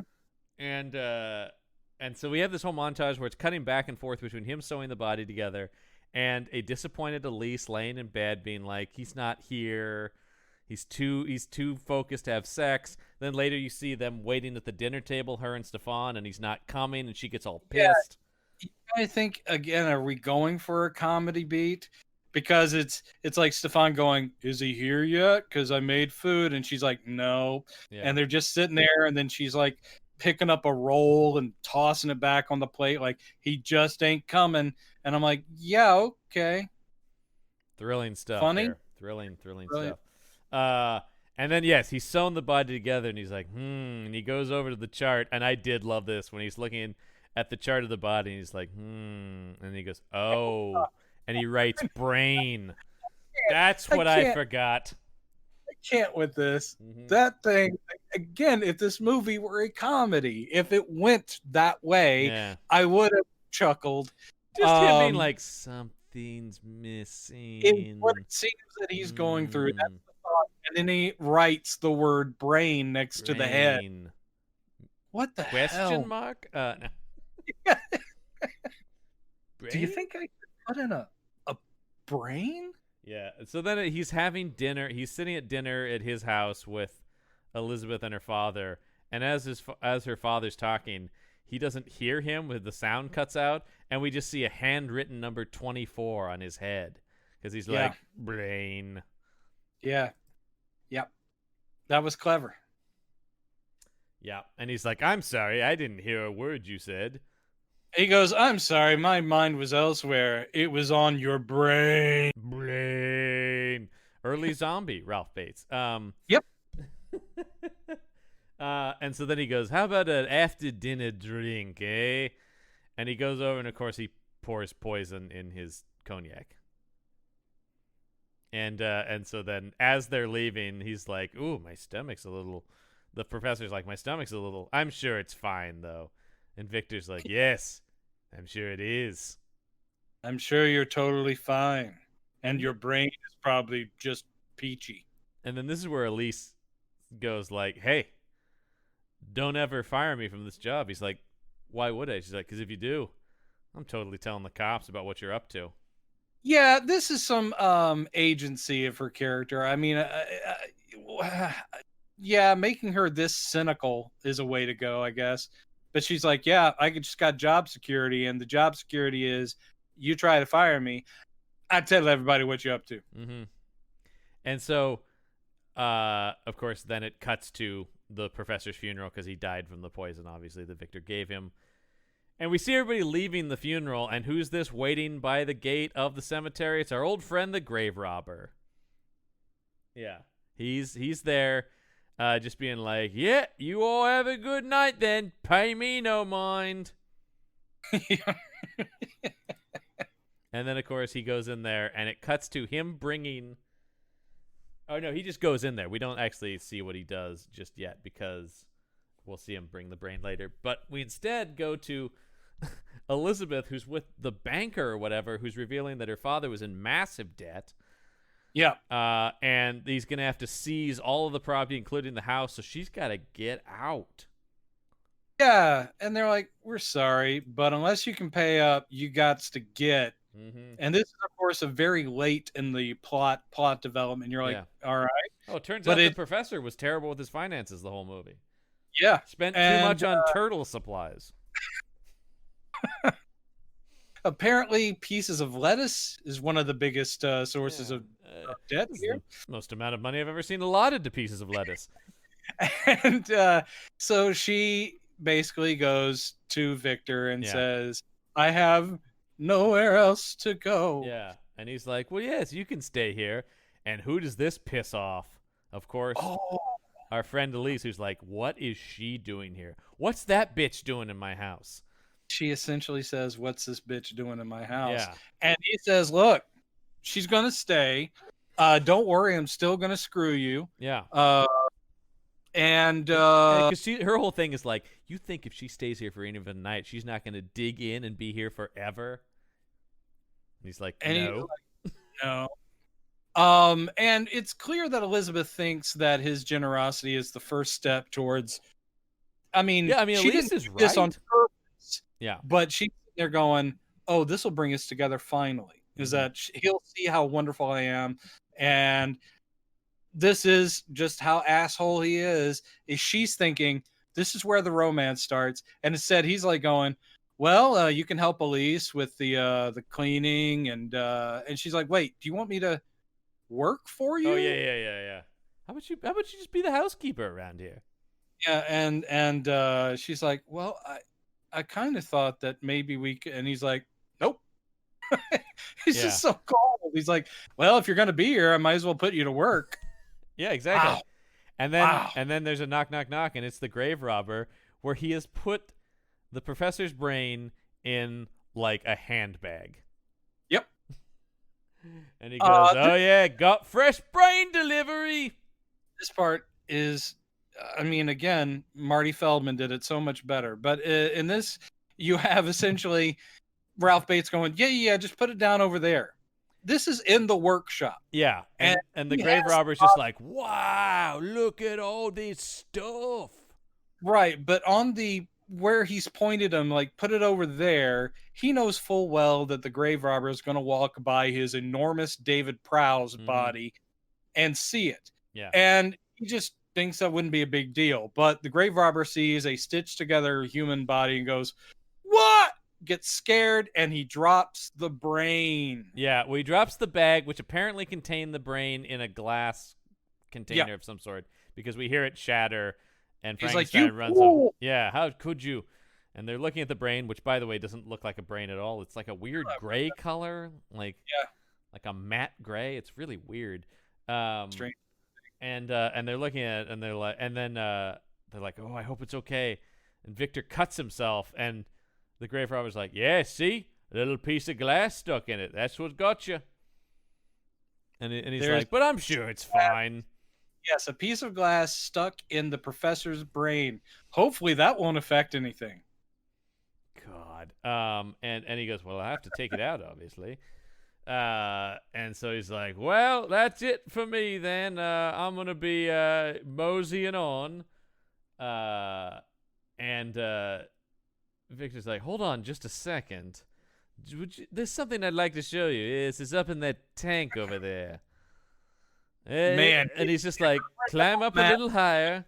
Oh yeah, no. Yes, just a little bit more. He's like, "I don't see anything in this tank." And he just grabs his feet and flips him over into the tank and pours the acid on him. And literally Robert De Niro's going, "No, just down there. Yeah. The nice Yeah. dresses, the Just- dresses are right down there. Just I love right, that movie makes when he indicates going into an alley, like, just yeah, right just there. just right in there. I'm sorry, Jimmy, I gotta go. Where you going? Hey. Hey." Yeah. It's very smooth. And yeah, so he dispatches the grave robber in Which- the acid pit. Does he not know about the grave robber's wife? Because that is a huge loose end for him. Here's another thing. Why would he have to do anything about the grave robber? The grave robber is already a felon doing something highly illegal. The grave robber isn't shaking him down for more money or anything. Yeah, no, nothing like that. He would keep quiet. Yeah. He just would. Yeah, because he's committing the. Oh my god, yeah, it makes no sense. They just wanted to kill somebody else. Yep. And I once again, think that do you there get was, that this Frankenstein's evil? They were looking at the clock going, well, we haven't had like a horror moment in a little Mhm. bit. So here it is. And so Victor then starts the experiment up because we see him put the brain in the head, and he starts up all the contraptions. Which are some of the same contraptions we've seen in all the other Frankenstein movies. Yeah, They just he flips the follow out the switch. story. He puts the lightning pole up. Yeah. And He's got the whirling generator yeah, wheel thing. you got to have Yeah. something whirling in a Frankenstein movie. It's You do. just the rules. Yeah. And so yeah, but the like the transformer explodes, like the thing where he's flipping the switch, and so he's like, "Damn, that didn't work." But then of course we see the creature's eyes open and come to life, and I do love Victor Frankenstein walking over and just putting on his hat and going, "Hi, Victus Frankenstein, nice to meet you." That is one of my favorite bits. Yeah, Again, this movie crap, Yeah. but just the whole idea where that personality that we have hated for this entire movie comes into play in a very unexpected way, where I sit there going, I did like that moment, because he walks over, just puts his hand out and goes, Victor Frankenstein, pleasure to meet you. yeah. And immediately this creature tosses him aside, and now we're gonna get into some serious problems I have with this movie, which is what is this now? creature's? Well, yeah, but one of my biggest problems is what is this creature's deal? What does it want? Why is it doing anything? I have no idea. No. Very often the creature is portrayed as I mean, obviously Karloff's thing was he was a wounded child figure. That works, like in fairly innocent, just unthinkingly violent. We've had evil Frankenstein's monsters that are so deranged they just want to kill. This one, we don't fucking know. No.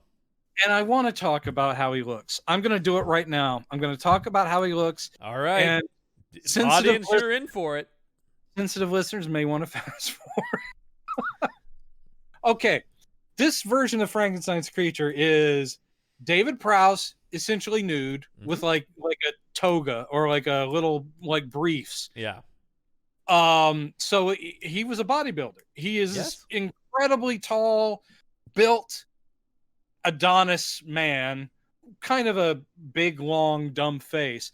Well, you know what would work good on this big, long, dumb face is additional cranium, because the only Frankenstein monster thing here is the brain has been put in and the cranium is now enlarged, and it has little they're not bolts, they're little, I don't know what you'd call them, stapley things, and he's got the scar.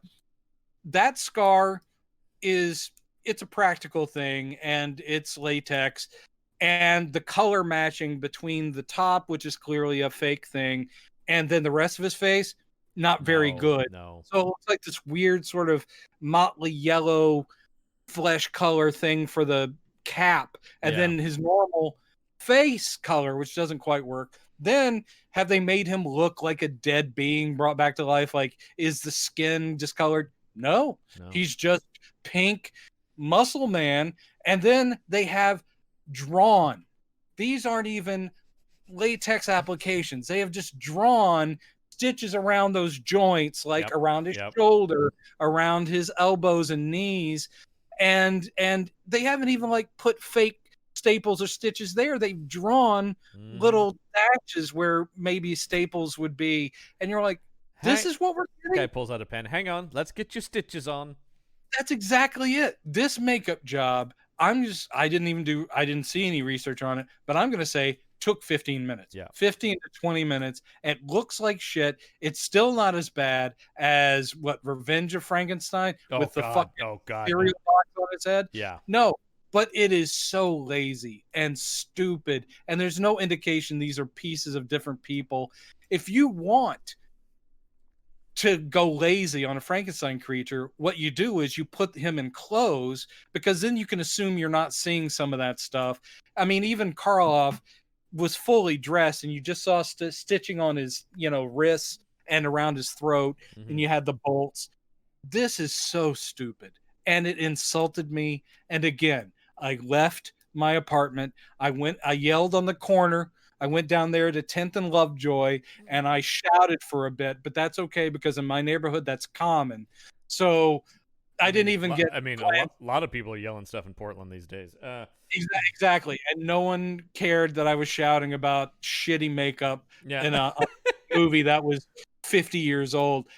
Oh my God, is it bad? Okay, I'm sorry. And no offense to David Prowse. No.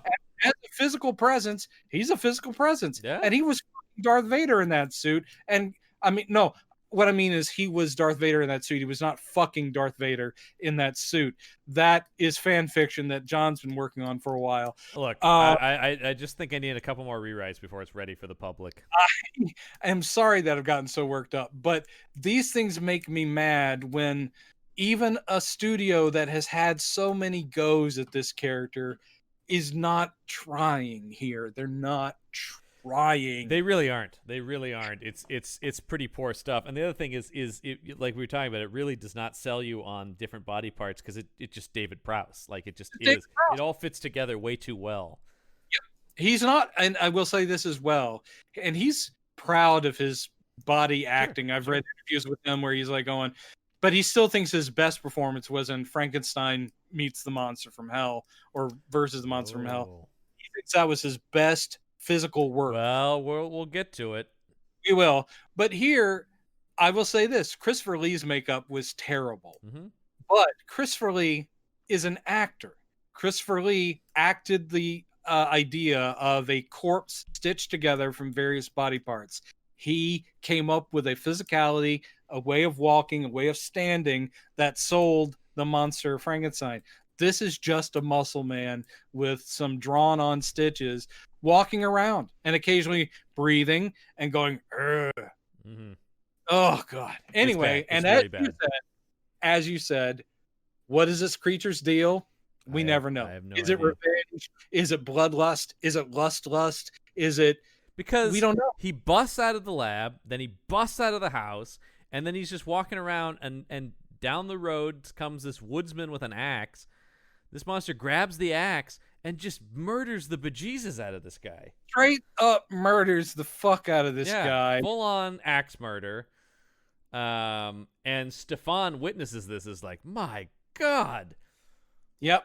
He's like, oh my God, that's terrible. And then within 2 minutes, up comes Victor Frankenstein on his horse going, well, Stefan, what did you do? This is, again, such an asshole thing. He sees the dead body, and Stefan's like, I didn't do anything. I saw a monster kill this poor man. And he goes, hey, well, okay, I'm going to go get the police. You tell them exactly that.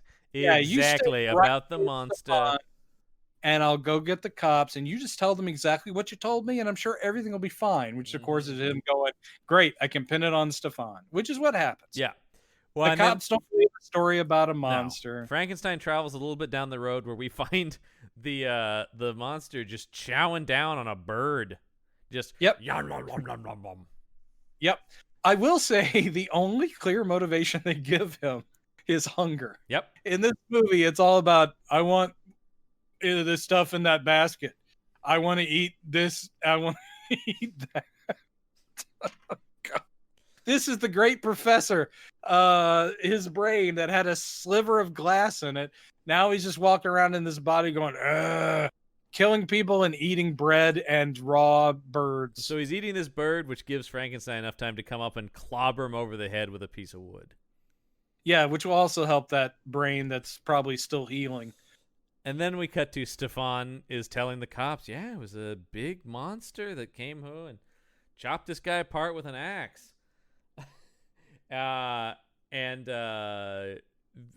Anyway, Victor shows up and he's like, oh, yeah, I didn't see any monster. I don't know what to tell you. Didn't see any monster. Just, that's what Stefan said. Yeah, that's what he told me. So anyway, I'll just be moseying on with my cart that has a human shape under the tarp here. And nothing to see. Yeah.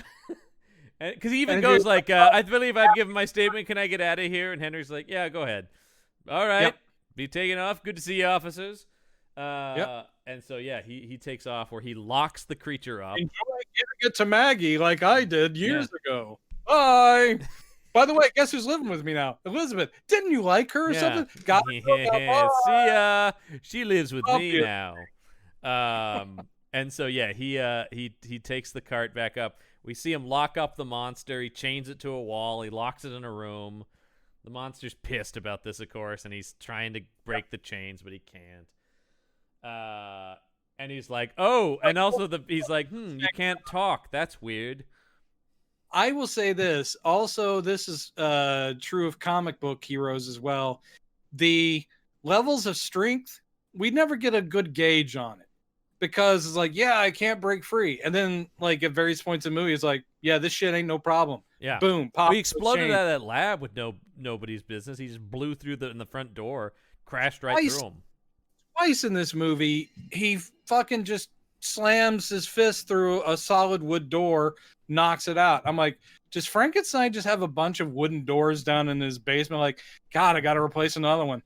I knew this day would come.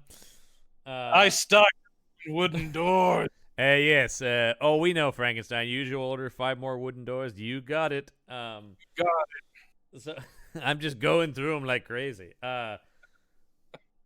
So he's got the creature can't talk. The police roll back up on the castle now. They're going like, hey, we should look around the castle.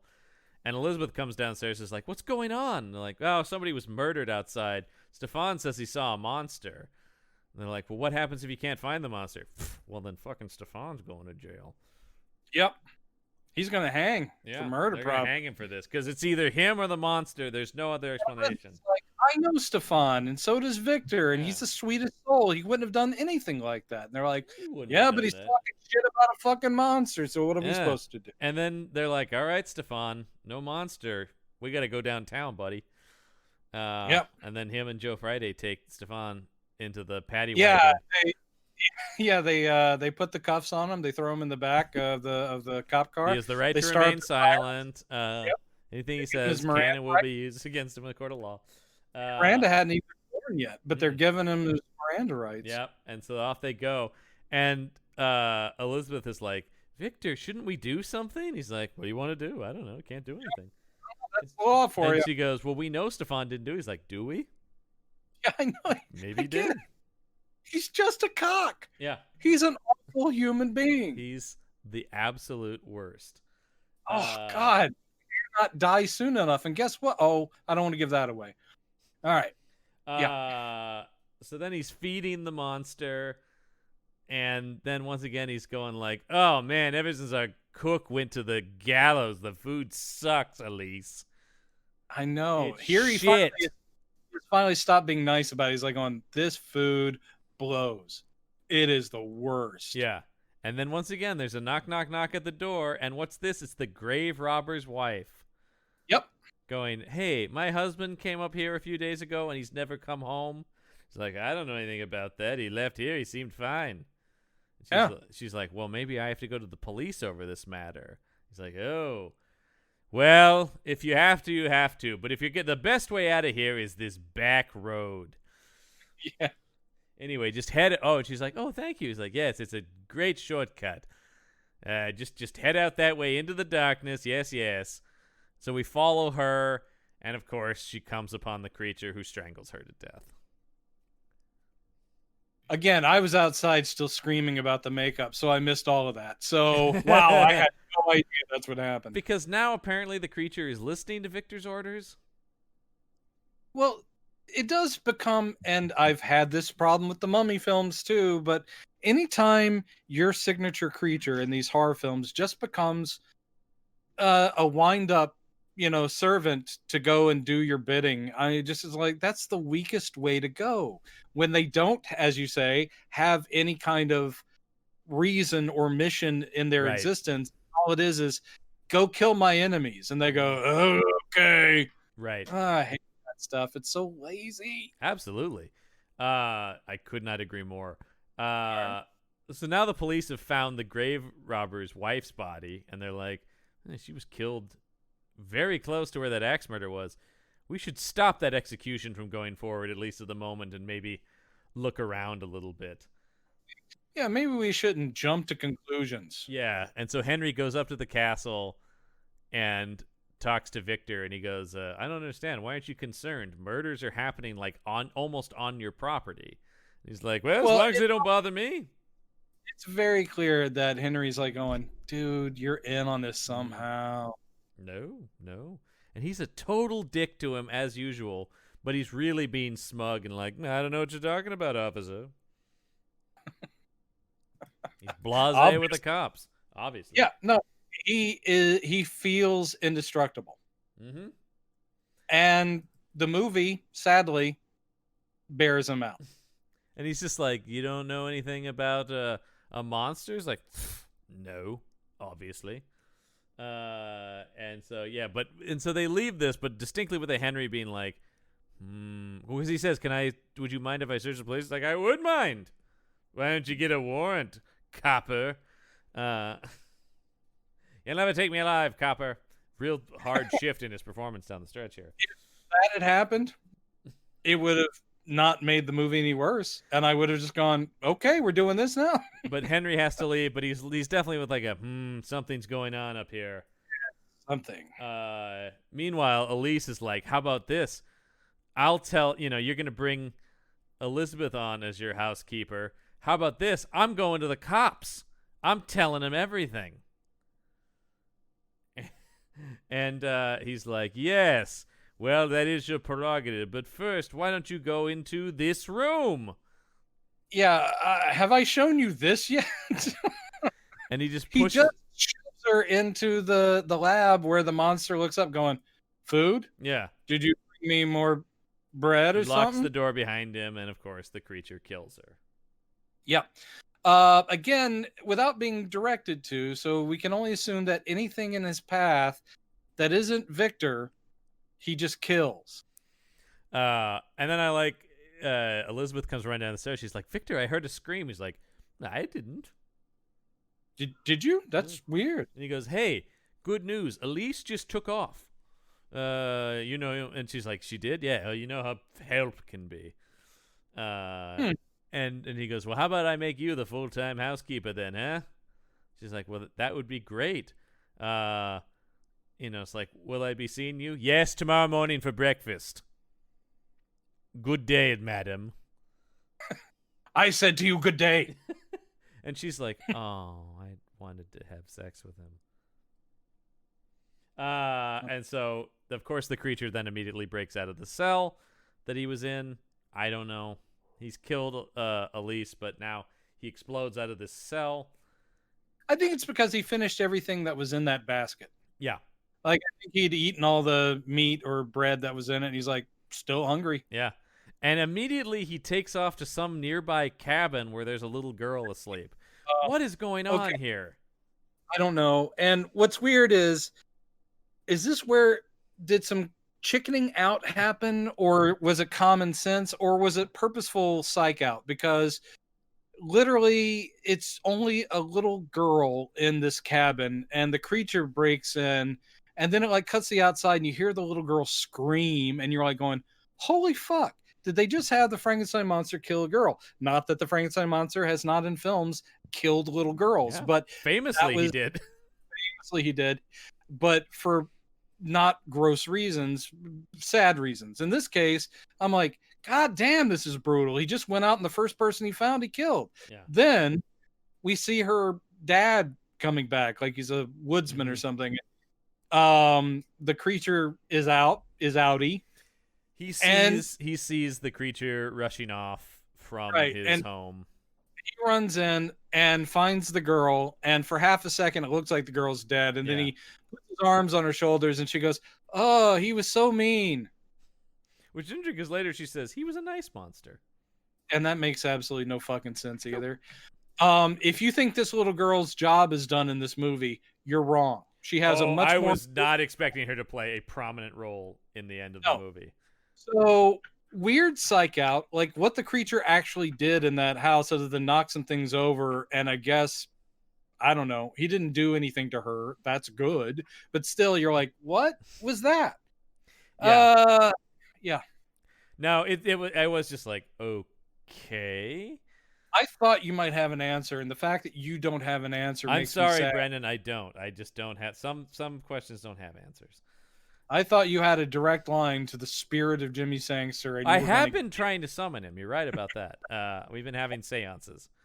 Rise, Sangster, rise! Jimmy Sangster, speak to us from beyond the veil of life. Your voice go, no, thank you. Yeah, I'm good. Well, do you want to hear my Mary Tyler Moore pitch? I have an idea for Big Bang Theory. Oh, it's off the air? Yeah. Shit.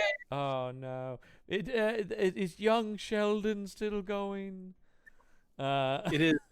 It is, isn't it? Yeah, it just got picked up for 3 more seasons. Fuck. By that point, he will just be Sheldon. Yeah, I know, right? So then this guy's run off into the woods with his daughter, and Victor comes across them, and they're like, "Sir, we need your help. A big monster." He's like, "Which way did it go?" "Back towards the castle." So he explodes out of the castle, goes to this cabin, frightens a little girl, then turns right around and goes back to the castle. That's what the creature's up to at the end of this movie. I don't know what's happening here. No one does. Yeah. So the creature returns to the castle. He grabs Elizabeth, who's poking around trying to find Victor. She finds the lab. The creature appears, grabs her. Victor rushes in. The creature's holding her. He's like, "Unhand her. Give her to me." And the creature's like, "No, And he's like, "Come on, give her to me." And the creature's like, "Okay, fine." For half a second, he's like going, "You don't want her. Yeah. You didn't do anything with her." She expressly told me you refused to have sex with her. She told me. We had a long conversation before you even showed up. She's a nice lady. We're engaged. Yeah, I can show her how a real man acts. I'm a gentleman. Obviously. Now you're stealing my obviously's. You made me Frankenstein. So then, Henry shows up and he's like, "Okay, you have the monster here." Because this is where he's doing his smug little sit at his desk in the lab thing. He's like, I don't know anything about a monster. Yeah, he has hidden them, and he's like going, "Oh, hey, what's up? Yeah, I was just sitting here hanging out." And what is it? Henry has brought the little girl and her father. The only reason this happens is Sangster got it in his head how the movie was going to end, because it makes no sense that I'm on the path, I'm on the trail of a bloodthirsty killing monster. So I'm going to bring these eyewitnesses along with me. Happens to be a local woodsman and his child. They will come with me, a police officer, to go investigate this. I don't fucking know why. He knows perfectly well Frankenstein has the monster. He knows it's tied into Frankenstein. So he's bringing a child into essentially a crime scene going, "What's any problem with this?" So yes, they're all down in the lab, and Victor's pretending like, "I got nothing." And meanwhile, the little girl is messing around with some of the equipment. He goes, "Hey, little girl, stay away from that. Don't touch that." Yeah. While he's playing everything off cool, like, I see where you're coming from, Henry, but I don't get, I don't know what you're talking about. While he's talking, the little girl is walking around the lab and she plays with some switches. He goes, "Don't do that." And she's still wandering around. And then at one point he goes, "You have to control your child, woodsman." And the woodsman's like, "Oh no, she's not harming anything." Yeah. And all it is it's the lead into the little girl will go over to the big glass cabinet thing and pull the lever that causes the acid bottles to tump over. And Victor he sees it and he can't say, "No, God, no." Right. So he just watches and the spirit leaves him and he's like, "Yeah, no, there's nothing here to see. No monster." And then, and then Henry's like, "Well, we'll be back with a warrant," I think is what he's going to get. And he goes, "Leave a guard on the place." He's like, and then this is where on the way out, the little girl goes, "He was a nice monster." Yeah. What? I thought he was a nice monster. And you're like, "Well, why were you screaming?" And then told your father he was a scary. And then when everybody leaves, Victor goes over to the tank of acid and looks in, and just the boots of the creature float to the surface. I don't know why those were saved from the acid, but no, me either. And then it just sort of, he's just like, "Damn." Like he just has a look that's like, damn. And then the movie ends. Yeah. Here's the thing, guys. The worst climax of any of these, because it doesn't have a climax. I appreciated the climax. I don't say it's good, but it actually rang bells as far as, fucking really? He gets away with it and lives to be an asshole another day. But thankfully we don't see Ralph Bates back as Frankenstein ever. Thank God. I got very strong Ocean's 11 vibes from the ending, because it is the criminals get away with it, but their big prize is destroyed. They hid the money in the coffin of their associate, but then they find out that the guy gets, cremated, Yeah. which their millions go up in smoke, and they just walk stunned out of the funeral home. And that's always a very strange ending to me, that movie. Yeah, but I do like it because it's like, oh shit, it's such a downer kind of funny. Well, you got away with it, but you still didn't benefit. So no, that doesn't make up for anything in this movie. I just sat there going, that's a way to end a Frankenstein pick. Interesting. I mean, it doesn't quite work for me because it really ends on like a Frankenstein almost going like whap whap whap. Yeah, it is a womp womp. Like, I guess I could try again someday. Yeah. I guess I learned my lesson. I was just like, that's it? Yeah, that was it. We don't get any kind of confrontation with the police and the monster. And it just doesn't deliver the Frankenstein goods across the board. This movie doesn't. But no. Well, that's Horror Frankenstein. I think it's pretty obvious.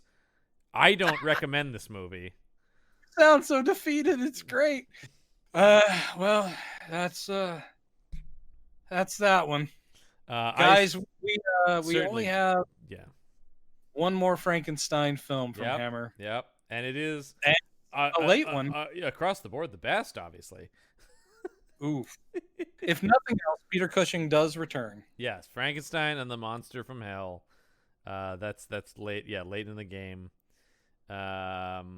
We instead next week though, we're back with our old friend Count Dracula.